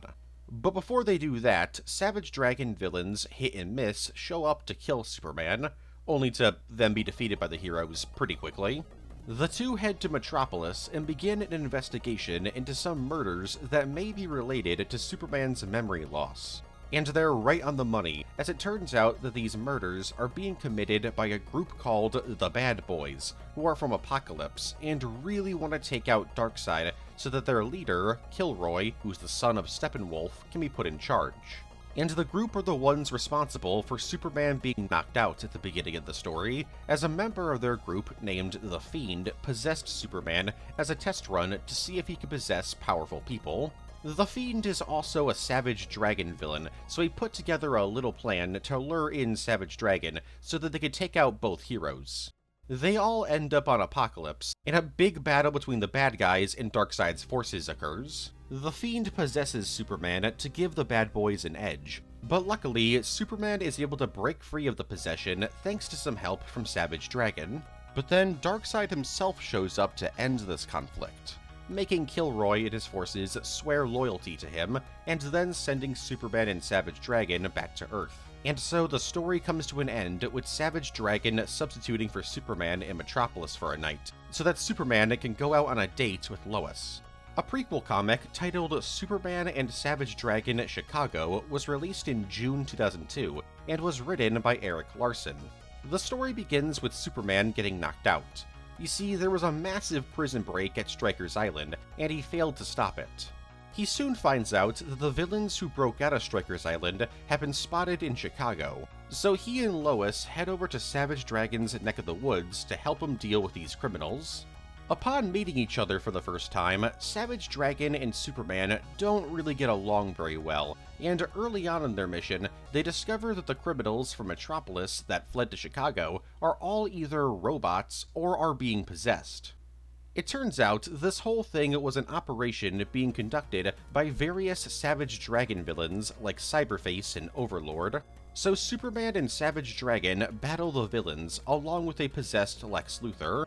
Eventually, the heroes are able to defeat the villains and force them to retreat. The story then ends with Superman and Savage Dragon becoming friends, while Lex Luthor returns to Metropolis, since he didn't actually do anything wrong in the story. Bro was literally possessed, so he's not at fault. Superman, The Last Family of Krypton. Releasing from August to October of 2010, Superman The Last Family of Krypton is a 3-issue Elseworld story written by Cary Bates that answers the question, what if Jor-El and Laura were able to travel to Earth with Kal-El? So the trio escapes Krypton's destruction and arrive on Earth. Laura and Jor-El try to make contact with the US government, only for the military to immediately begin attacking them. So the two fight back and convince the military that they're actually peaceful, and so the two become superheroes, saving the day countless times, like preventing Mount St. Helens from erupting and stopping the Munich massacre. Eventually, they decide to send Kal-El away to live with the Kents, so that he'll have a more normal life, as they're worried that their constant superhero antics might be a bit too much for him. And by they, I mean Laura.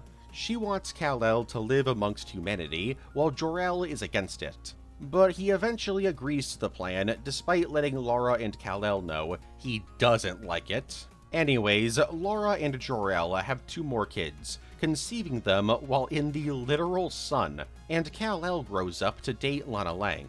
But these 2 kids don't have the same powers as their parents or Kal-El, due to them being pure Kryptonians born on a foreign planet. Laura grows to really like Earth and even begins a religious group based on her own beliefs back on Krypton. Meanwhile, Jor-El is losing his mind over Earth and humanity's progress. He's so desperate to prevent their new home from being destroyed that he starts to literally absorb every bit of information about humanity into his brain. Despite being superheroes, the L's actually prevent other heroes from being created. For example, Batman, Green Lantern, Green Arrow, and The Flash, as their actions on Earth end up preventing the inciting incidents that would lead to these heroes being created. For example, Laura saves Bruce's parents from being killed, and Jor-El flat out tells the Guardians of the Universe not to send a Green Lantern to Earth. And the lightning bolt that turned Barry into the Flash gets blocked by Jor-El and Laura's new kids, Zor-El and Valora. Kal-El eventually becomes Superman and starts to save people, even stopping the 2004 Indian Ocean tsunami. But Jor-El is extremely critical of everything he does. It's around this time that Laura decides that she doesn't want to protect the Earth anymore. Not because she doesn't like helping people, but because Jor-El was kinda going crazy with the whole protection thing. Basically, he was overprotecting the planet, making humanity dependent on him. Jor-El eventually goes on to hire Lex Luthor to help him out in saving the world. But of course, Lex betrays Jor-El and transforms Zor-El into a kryptonite bomb in hopes that he'll kill Jor-El. And he would've, if not for Laura, who saves his life at the cost of her own. So Superman, Valora, and Jor-El fight back against Lex after Zor-El is turned back to normal. The fight comes to an end with Lex being killed, but not by Superman, but instead his very own AI, who would later be called Brainiac. And so the story comes to an end with Jor-El realizing that he went too far and decides to go into exile, while Superman continues being Earth's main protector. Silver Surfer Superman. Released in December of 1996 and written by George Perez, Silver Surfer Superman is a crossover between, well, who else? Superman and the Silver Surfer. Although this crossover doesn't really feature the two heroes hanging out for most of the story. The main plot of the story has Mr. Mxyzptlk and Impossible Man meeting up and deciding to swap heroes with each other. So Silver Surfer is teleported to Metropolis, while Superman is teleported in the middle of a Skrull invasion and is forced to face off against Impossible Man, who's disguised himself as the Super Skrull.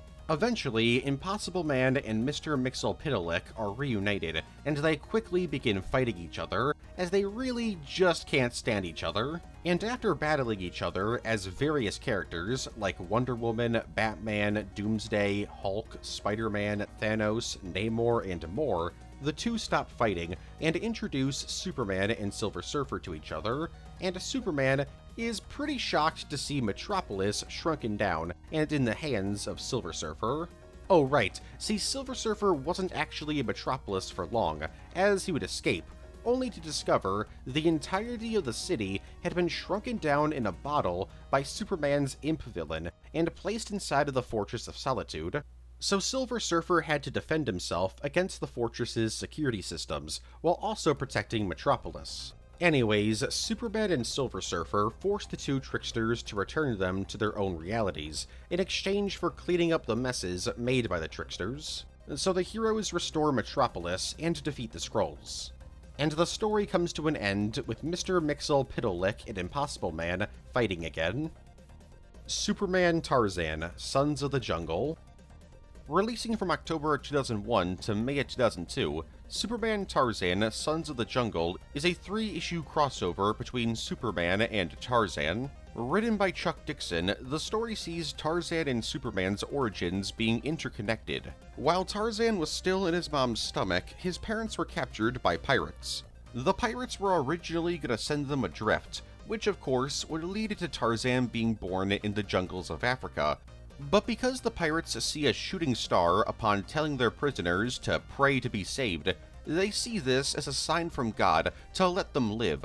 But this shooting star was actually the Kryptonian rocket carrying Kal-El. So while Tarzan is returned to civilization, Kal-El lands in the jungles of Africa and is raised by gorillas.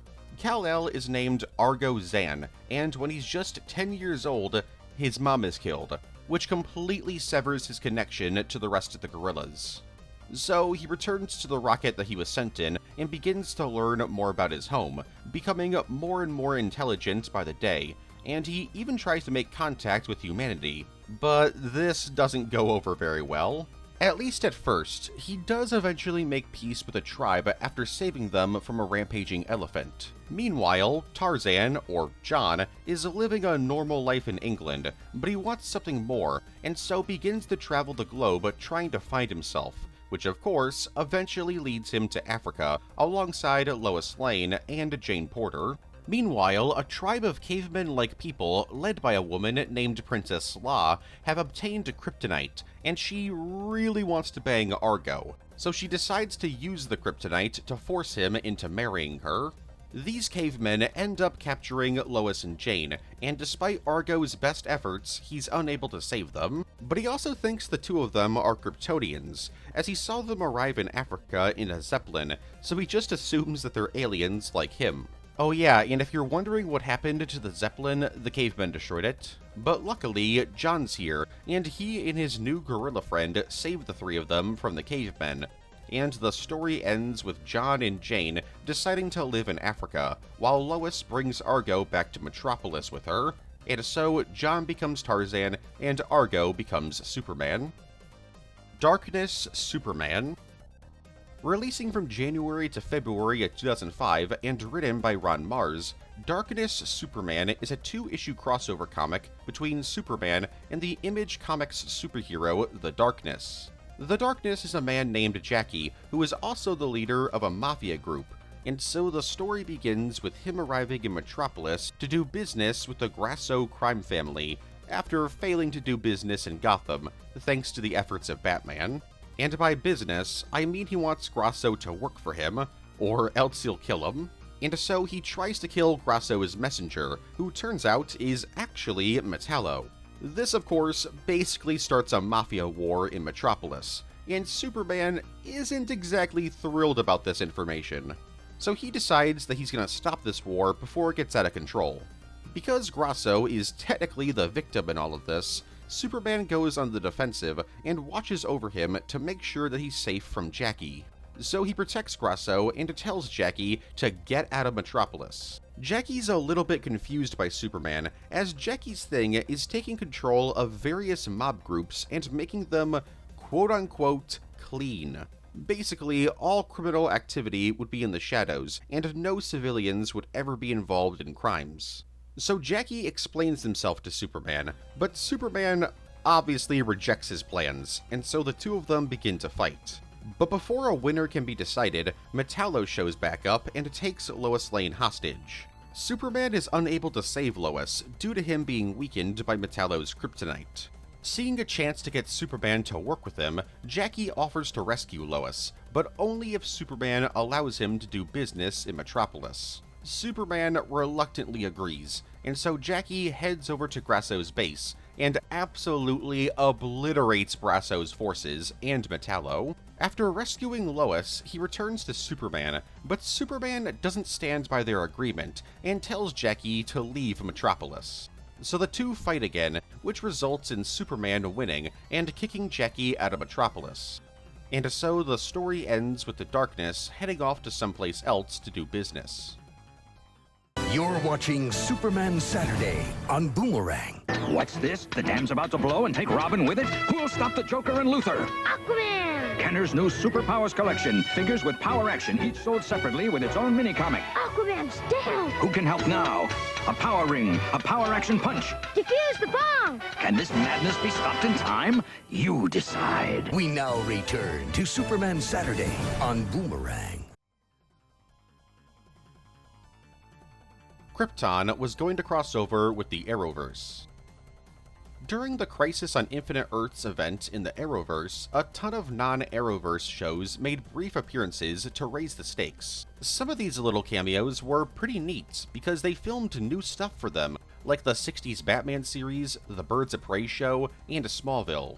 Though not every cameo got new footage, as some projects were just relegated to reused footage, like Green Lantern 2011, Titans, and the 2019 Swamp Thing series. But despite airing around the same time as this crossover, Krypton wasn't included in this event at all. But that wasn't the original plan. Cameron Cuff, who played Zor-El in Krypton, was asked to make a brief cameo during the crossover. However, his appearance was scrapped due to Cuff being busy working on other projects. As for what the cameo would have been, we would have seen an elderly Zor-El in a hologram while Argo City was being evacuated. This is pretty interesting because it seems that either Krypton was going to be retroactively made canon to the mainline Arrowverse, or this was just going to be a meta crossover, meaning that Cuff would play the Arrowverse's version of Zor-El, instead of it being the same incarnation from Krypton. Metallo. So Metallo is one of Superman's most well-known villains, and has appeared a ton over the years, whether it be in comics, cartoons, video games, live-action shows, or animated films. Seriously, he's appeared in more things than you probably realize. But this entry isn't about him. First appearing in World's Finest issue 6, released in June of 1942, George Grant was the original Metallo, but spelt with only one L. He has pretty much no backstory other than the fact that he used to be a scientist and engineer, and one day decided to use his skills to rob places as the villain Metallo. So he built a metal suit of armor and went off to rob a train, only to be taken out by Superman pretty easily. But he comes back for round 2, and even kidnaps Lois. But Superman once again pretty easily defeats him. He even lets Metallo fall into some lava. Superman was 100% fine with this dude dying. But this didn't stop George. No. He decided to build a brand new suit of armor and a kryptonite ray gun. And so, for 40 years, he planned his revenge. Yup, he wouldn't return until Superman Family issue 217, released in April of 1982. Not only did he have a brand new suit of armor and a ray gun that I'm pretty sure used kryptonite due to the fact that it weakened Superman, but he had also injected himself with some kind of super strength serum. And this time around, Metallo very nearly defeated Superman, thanks to his ray gun. But of course, Superman would recover from this attack and defeat Metallo. And so, the original Metallo was never seen again. By the way, Superman actually got his strength back in this story by working out, which is kind of funny. No sunlight or some wacky serum, no, he just had to pump iron. Lexo Sugar. In June 2026, an official piece of art for the 2026 Supergirl film was released online. The artwork seemed pretty normal at first, as it was just Supergirl with a bunch of weird aliens from the film. But Star Wars fans were very quick to notice something off about the art. In the very back, the character Lexo Sugar from Star Wars Episode 8 The Last Jedi was just chilling there. He was even in the same pose as he was in production images for the film, meaning that this very obviously was the character. It wasn't just a character who looked similar to him, and so DC removed the artwork. So what happened here? Why was this Star Wars Glepshido, who didn't even appear in the final cut of the film he was made for, appear in an official piece of art for a Supergirl film made almost a decade after he was created? Well, it's actually pretty simple. The art was created by Bilquis Evely, who obviously hadn't seen Supergirl when she made the art. And so, when she was given reference material for the film, and a picture of Lexo Sugar was accidentally in there, she didn't think twice. But yeah, for a brief period of time, Lexo Sugar bridged the gap between Star Wars and DC. DC Double Comics. In the final issue of the 1980 Superboy run, it was revealed that the series would be relaunched under a brand new title called DC Double Comics. This comic would not just feature Superboy stories, but also Supergirl stories, thus the name Double Comics. However, Crisis on Infinite Earths occurred, which changed up the entirety of the DC universe. And in this new rebooted universe, DC executives didn't want Superboy or Supergirl comics to be released. And so, Double Comics was cancelled, but it's been speculated that at least the first issue of the series is almost complete, and is just sitting in a vault somewhere, as the advertisement for the series specifies that the series would be releasing in July of 1984, only a month after Superboy's final issue. Sadly, only 2 pages from this comic have been released, revealing that the opening Superboy story would have focused on Superboy and Krypto encountering some people from the future. Most likely the Galaxians, a team of teenage superheroes from all across time that would have been introduced in the series. The series is going to be written by Paul Kupperberg, and we know that only the first 2 issues of the series were scripted.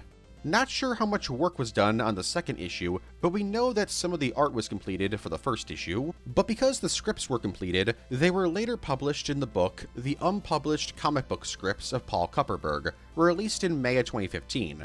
So if you want to learn more about the scripts, I'd recommend checking that book out. Everyone in Krypton is bisexual. So this is a really quick entry. I just thought this was a really random thing to confirm, so I'm going to talk about it. In May 2018, Seagal's actor Cameron Cuff was asked on Twitter if Kryptonian society in the series Krypton was LGBT friendly, and he revealed not only was Kryptonian society LGBT friendly, pretty much everyone on Krypton was bisexual, saying, quote, "Part of the impact that the Genesis Chamber has had on Kryptonian society is that Kryptonians are much more sexually fluid than humans. People on Krypton love who they love. Should clarify that the Genesis Chamber is the name of that weird fetus aquarium that appears in Man of Steel. A version of it was included in Krypton, in part due to the show originally being intended to be set in the DCEU. Funny Face. First appearing in Superman issue 19, released in August of 1942, Funny Face is technically one of Superman's most powerful villains. Originally a comic artist, he tried to get his comics into newspapers, but they all rejected him, which made him pretty upset. So instead of becoming an artist, he decided to create a method to literally bring characters from comic books to life. And he used these comic book characters to rob places. And since the characters he brought to life were all bad guys, they didn't really have a problem with robbing a few places. This of course catches the attention of Superman, and so while Superman battles the comic book villains, Funny Face captures Lois Lane. But it's actually a good thing that she got captured, because while being held prisoner, she discovered the machine that Funny Face used to bring the villains to life. And so she used it to bring a bunch of comic book characters to life in order to fight them. So Superman and the comic book heroes battle the comic book villains, and just before Funny Face turns Lois into a comic book character, because he can also do that, Superman and the heroes stop him, and the day is saved. And that's when Funny Face's identity is revealed. While he's not named, he's designed after some random dude named Jerry Siegel. You know, just some nobody who, I don't know, co-created Superman. Yeah, one of the most important comic creators of all time decided to make fun of himself and put himself in one of his comics as a villain named Funny Face. Funny Face would only make a handful of appearances after this before disappearing into obscurity. As for his powers, Funnyface doesn't actually have any, but instead relies on his machine that can turn drawings into living people, and living people into drawings. But he can only turn other people's art into living things. He can't bring his own drawings to life. Superman vs. Meshi. Releasing from June 2021 to June 2022, Superman vs. Meshi is a comedy manga written by Satoshi Miyagawa, who also wrote the series One Operation Joker, which was released around the same time as this series. This series isn't anything that crazy. It's simply a comedy story about Superman traveling to Japan and just falling in love with Japanese food. Most of the chapters focus on Superman going to chain restaurants in Japan, eating all kinds of food, ranging from sushi, udon, takoyaki, curry, and more. In this reality, Superman deadass travels to Japan every single day for lunch. Doesn't matter if he just fought Darkseid or something, bro has to have a beef bowl. But it's not just Superman that gets in on Japan's amazing food. Batman, Lois Lane, Flash, Wonder Woman, Supergirl, and more all get roped into Superman's latest obsession. Well, except for Green Lantern, he just doesn't show up. Like, canonically, bro is AWOL. Nobody knows what he's doing. Oh yeah, and there's also Lex Luthor, who is less of an evil mastermind in this universe, and more just like Superman's food rival. Like, they get into online debates about which Japanese food is better, and invite each other out to lunch just to show off their bento boxes. Oh yeah, and Aquaman talks to sushi, which is very wild because, well, they're dead. Aquaman's talking to fish corpses. Cancelled Superman and the Rocketeer crossover. In the mid-90s, comic book writer Dave Stevens approached DC with an idea for a 3-issue crossover miniseries between Superman and his very own creation, that being The Rocketeer. While The Rocketeer is mostly known from his 1991 film, the character is originally a comic character, and his stories take place in the late 30s and early 40s. He's the perfect character for Golden Age Superman to cross over with. According to Stevens, DC was interested in the idea, but were asking Stevens to make major story revisions. Ultimately, both parties couldn't come to an agreement, so the project ended before it really got off the ground. So what was the story gonna be about? Well, we know the story would take place on October 30th, 1938, which was the night the famous Orson Welles' War of the Worlds radio broadcast aired, and because of this radio broadcast, the Rocketeer is mistaken by a bunch of farmers as a Martian. So Superman would have to rescue him and clear up the misunderstanding, and in the next few issues, the two heroes would work together to battle bad guys and robots. The last thing that we know about the story is that it was going to take place very early in both heroes' careers, with the Rocketeer still trying to figure out his tech, while Superman can't fly yet. The Brat of Steel. In Superman issue 192, released in November of 1966, and Superman issue 194, released in December of 1966, we get a story set in an alternate universe, that being Earth 192, with Clark getting amnesia and forgetting that he's Superman. This happens after he comes into contact with a strange variation of kryptonite that's gold, green, and red, that also strips him of his powers. So now he's just normal Clark Kent, who doesn't realize that he used to be Superman. Batman and Supergirl debate on telling Clark the truth, but ultimately decide to let Clark live a peaceful life as a normal dude. And so now that he doesn't have to worry about his life as Superman, Clark and Lois get married and eventually have a kid named Clark Kent Jr., or as the story calls him, the Brat of Steel. Because keep in mind, Clark is still a Kryptonian. Just because he doesn't have any more powers doesn't change that fact. And so, when he has a kid, that child gets all of his powers. So Clark Kent Jr. does pretty much everything you think a kid with Superman powers would do. And Lois and Clark have no idea what the hell is going on, with the only thing that Lois can think of being that he somehow drank a superpower serum that she had as part of her collection of Superman-related items. That is until one day, one of Superman's robots confronts Clark. This is enough to give Clark all of his memories back. Now that he knows the truth, he tries to explain to Lois that he's Superman. But that's when Lex Luthor shows up demanding to know who Superman is, and Clark is forced to tell him after being hit with some truth serum. Upon discovering the truth, Lex enacts a pretty messed up plan. He brainwashes Lois to try and kill Superman, so when Clark later tells her that he's Superman while they're driving home, Lois tries to kill Clark, leading to Clark to jump out of the car and Lois to be killed in a car crash. Lex then captures a Superman robot and reprograms it to act like Clark, and then orders the robot to gaslight Clark Kent Jr. into thinking that his dad killed his mom, and that Lois was actually in love with Lex. And to top it all off, he has the robot Superman attempt to kill Clark Kent Jr. with some kryptonite, only for Lex to save him, and then hypnotize the real Clark Kent into claiming that he killed Lois. Out of anger, Clark Kent Jr. then throws his dad off of a cliff, only for Lex to then be like, "Fool you!" and then tries to kill him. But luckily, the robot Superman saves the kid by killing Lex, allowing Jr. to save his dad before he hits the ground. Robot Superman then explodes due to depression, and Jr. becomes a Superboy, and with that, the story comes to an end. Super Doom. First appearing in Action Comics issue 9, released in July 2012, Super Doom is an alternate universe Superman from Earth 45. In this reality, Clark Kent, Jimmy Olsen, and Lois Lane created a machine that manipulated sound waves to bring people's thoughts into reality, with these creations being called thought forms, aka tulpas. And they thought up Superman, a superhero who would save the world. But then an evil company called Overcorp showed up and bought the machine from them, and tried to use the machine to create a mascot character that they could then sell to the masses. And so they began to manipulate with the Superman thought form, and turned him into Super Doom. He was a superpowered being who needed to be the best at everything. And so if somebody tried to compete with it, Super Doom would immediately kill them. Realizing that their thought form had been turned into a monster, Clark and crew traveled to the multiverse in search of somebody who could stop him.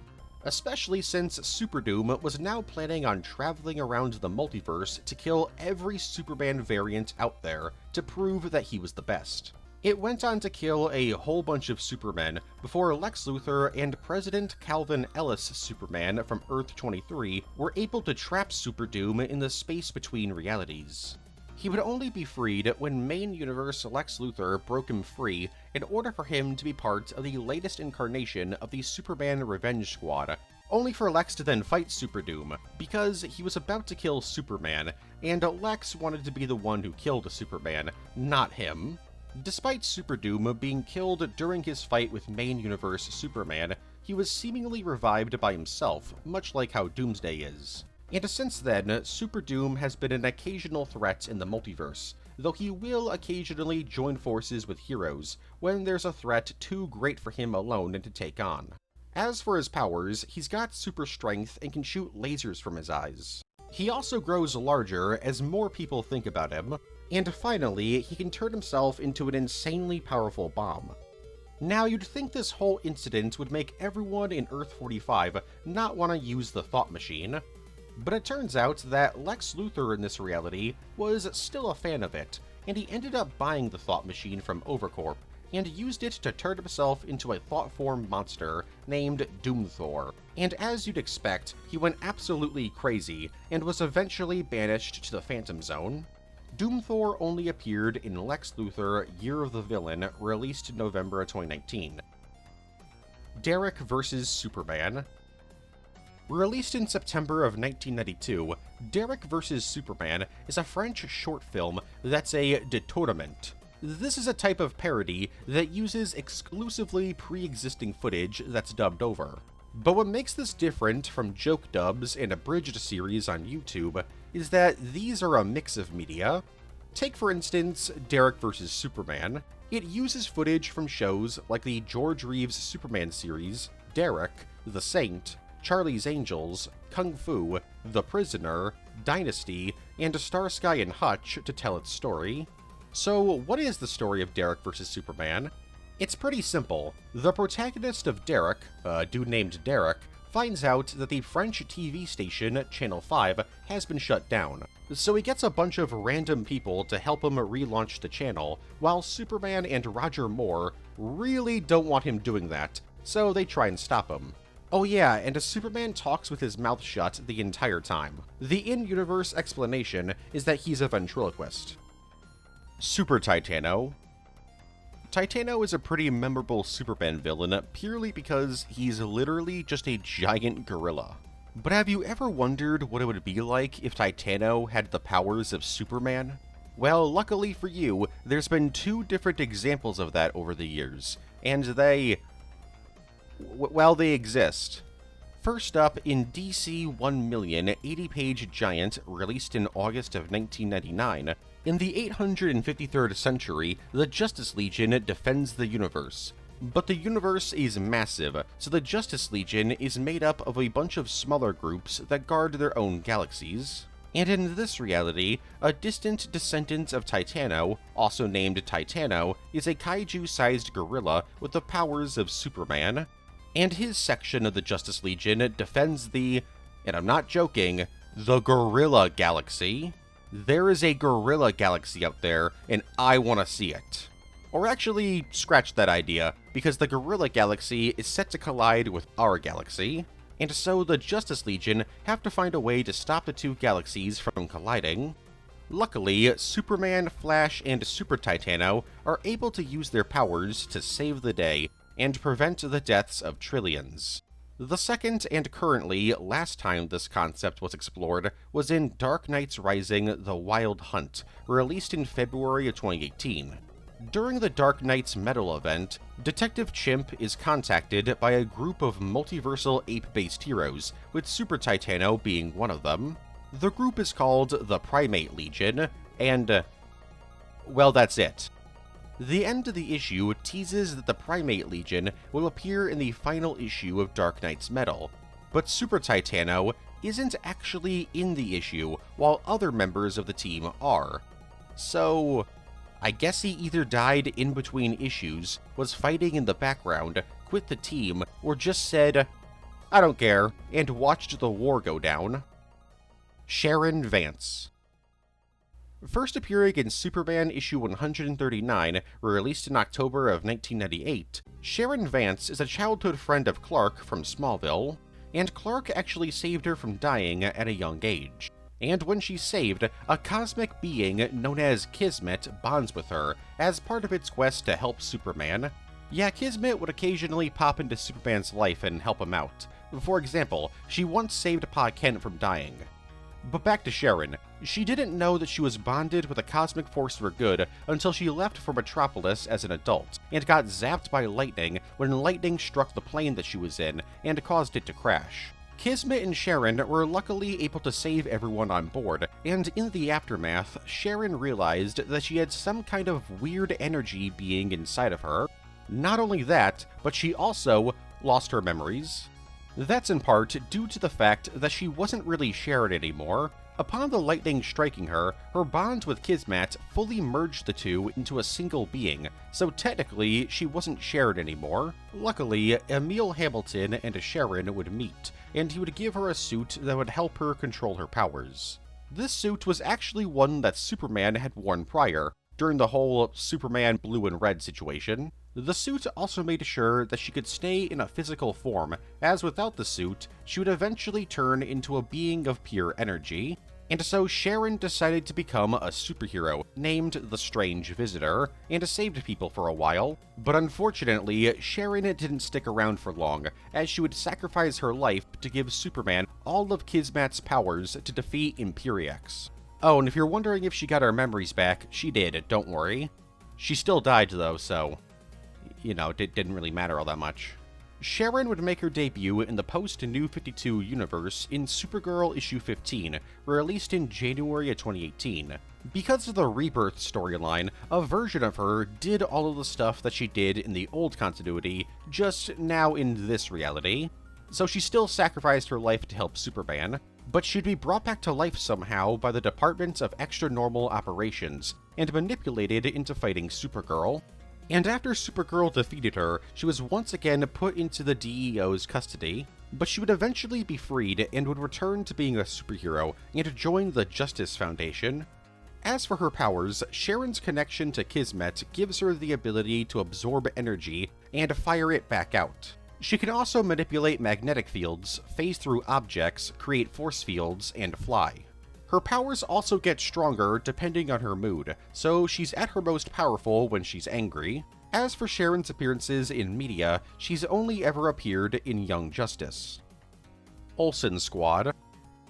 In Batman Superman World's Finest issue 27, released in July 2024, Jimmy Olsen becomes the leader of his very own group of superheroes called the Olsen Squad, and its members consist of Jimmy Olsen, Jimmy Olsen, Jimmy Olsen, Jimmy Olsen, Jimmy Olsen, Jimmy Olsen, and Jimmy Olsen.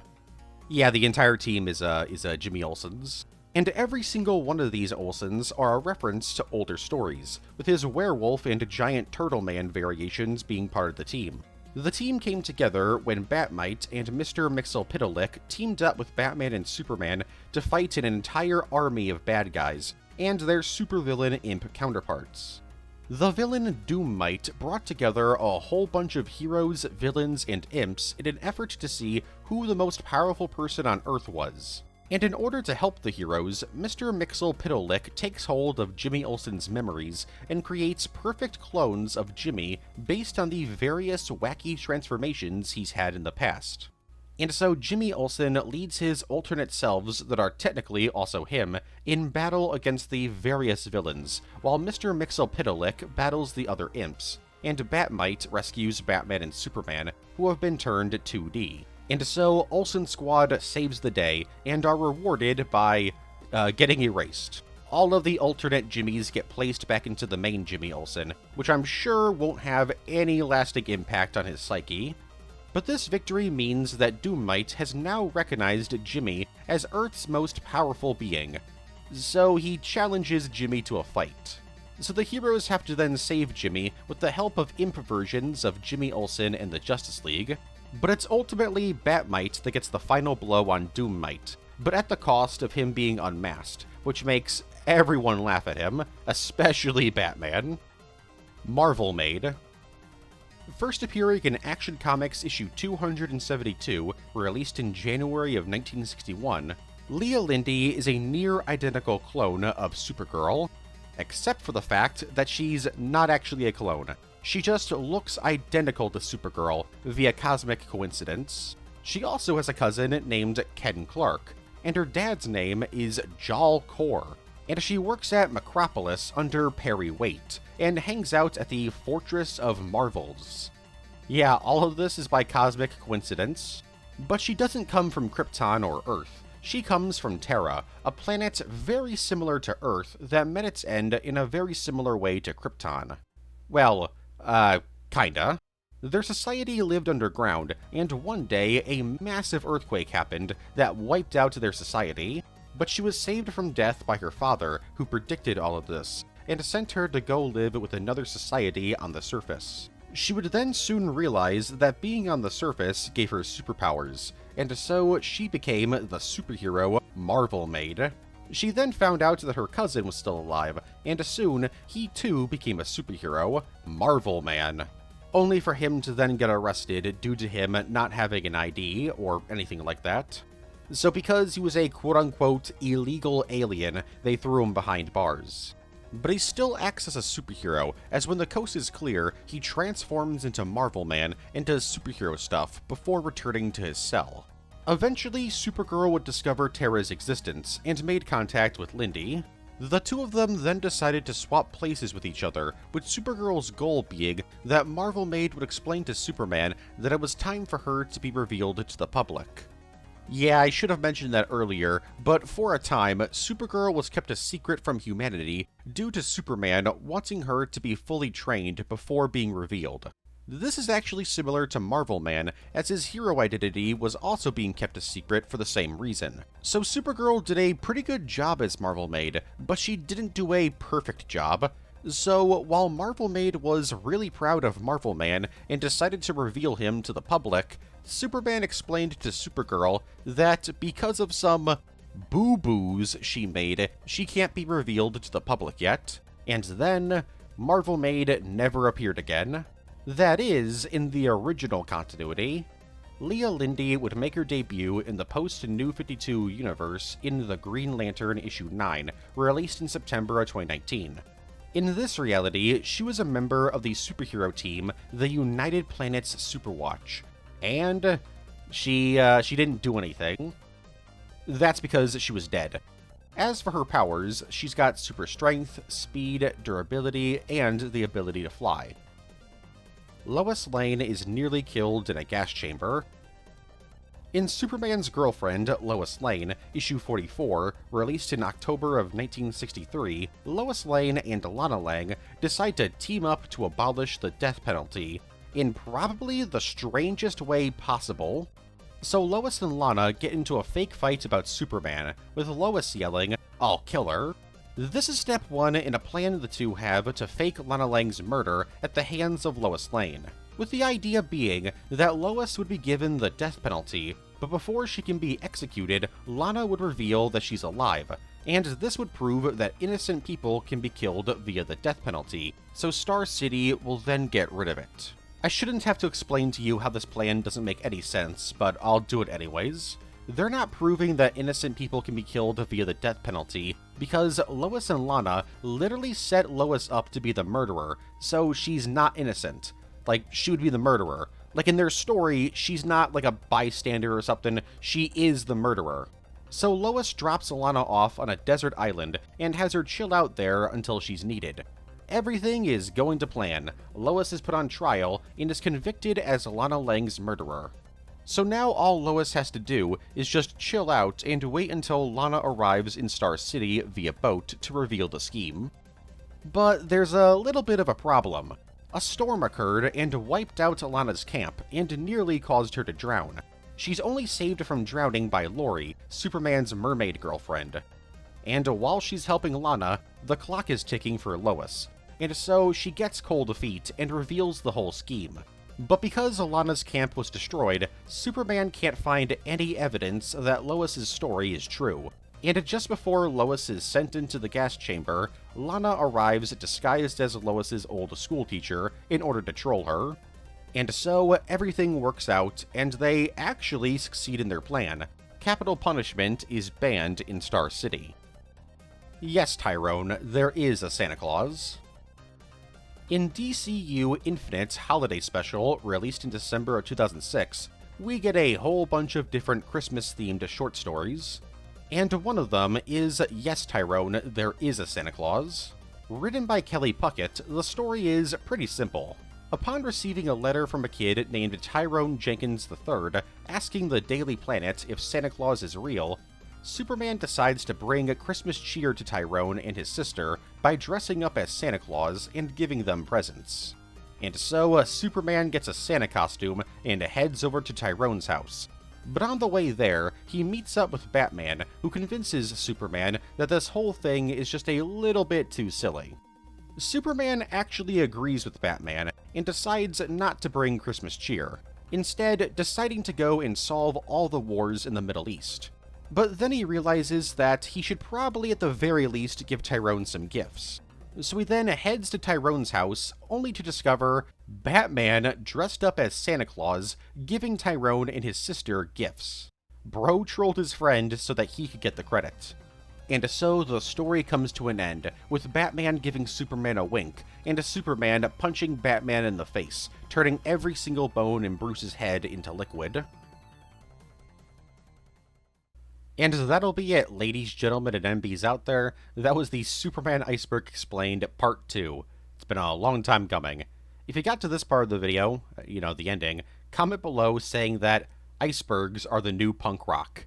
I was going to originally say, comment below saying that this video is super. But then I was just like, that feels kind of weird, to be like, this video is super. It feels like I'm asking you to compliment the video, I think that'd be weird. So, icebergs are the new punk rock. That was a fun one to make, and by fun, I mean, it was fun, but it was also very painful. Very painful. I will never do 2 superhero icebergs in a row. I'm never doing that again. That was a bad idea. Because I mentioned in the Punisher iceberg at the very end of the outro that I had massive burnout, and this did not help. This did not help in the slightest, as you can tell by this video's release date. Because at the end of the Punisher one, I was like, oh, I'm gonna try to get this out around like the 20th or whatever. That's just, I mean, I'm recording this on the 26th. That didn't happen. That didn't happen. I'm laughing about it, but I am genuinely very angry with myself that I wasn't able to push through the burnout and just like keep working and then just like, you know, get the video out for you guys earlier. That's on me, and I apologize. But regardless, I hope you guys enjoyed the video. It's actually kind of funny because just a few hours ago, I got back from seeing Supergirl. Yeah, the final recording session for this iceberg happened immediately after I saw Supergirl, which was a kind of a neat turn of events. I wasn't expecting that, and it was all right. it was all right. I'm not gonna say anything spoilery or anything because the film literally just came out. Like I just said, it just came out. But yeah, it was all right. I'd give it like a 6.5 out of 10, maybe a low 7. Supergirl's great in it. She's great. Lobo's great. Superman's great in it too. They're not in it too long, but you know, for his scenes, he's great. But the villain and just like the general, like just like the script, I don't think was very good. Like the dialogue for some characters, I didn't think was very good. It's definitely a step down from Superman 2025. But yeah, there's not much else to say. Next iceberg will be a remaster of an old one. I guess I can just say it. It's finally time for the Halo iceberg remaster. It's been a while coming. All these videos I've been doing recently have all been like a while coming. But yeah, that's coming out in July next month to go along with Campaign Evolved. And then we'll see what happens after that. And this is the part of the video where I thank my members. For $5 a month, you get your name in the outro to all of my videos, and you get pretty lengthy video previews to my iceberg videos. I mean, for example, the Superman iceberg preview, what was it, like 55 minutes? It was a pretty lengthy video. And for $7 a month, you get all of that, plus you get the videos early.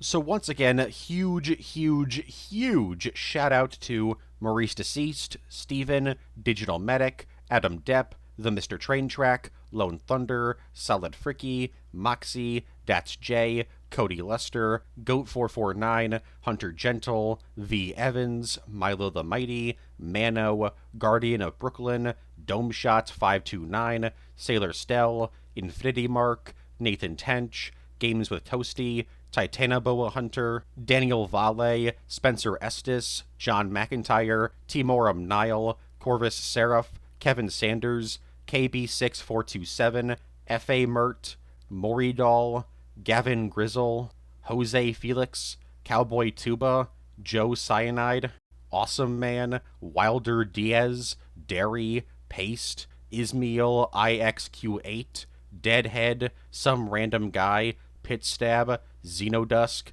Freeton, James Miller, Evan Teisman, Mario Badia, Redden, 00, Kyle Merrill, War Hero Ned, The Haddonfield Registry, Celeste Heron, Snorzy, Lazy Danny, It's Sky, Fidget Zero, Cole Russell, Sage, Small Islander, Totally Different Username, Nawa, and Nib Rock Rock.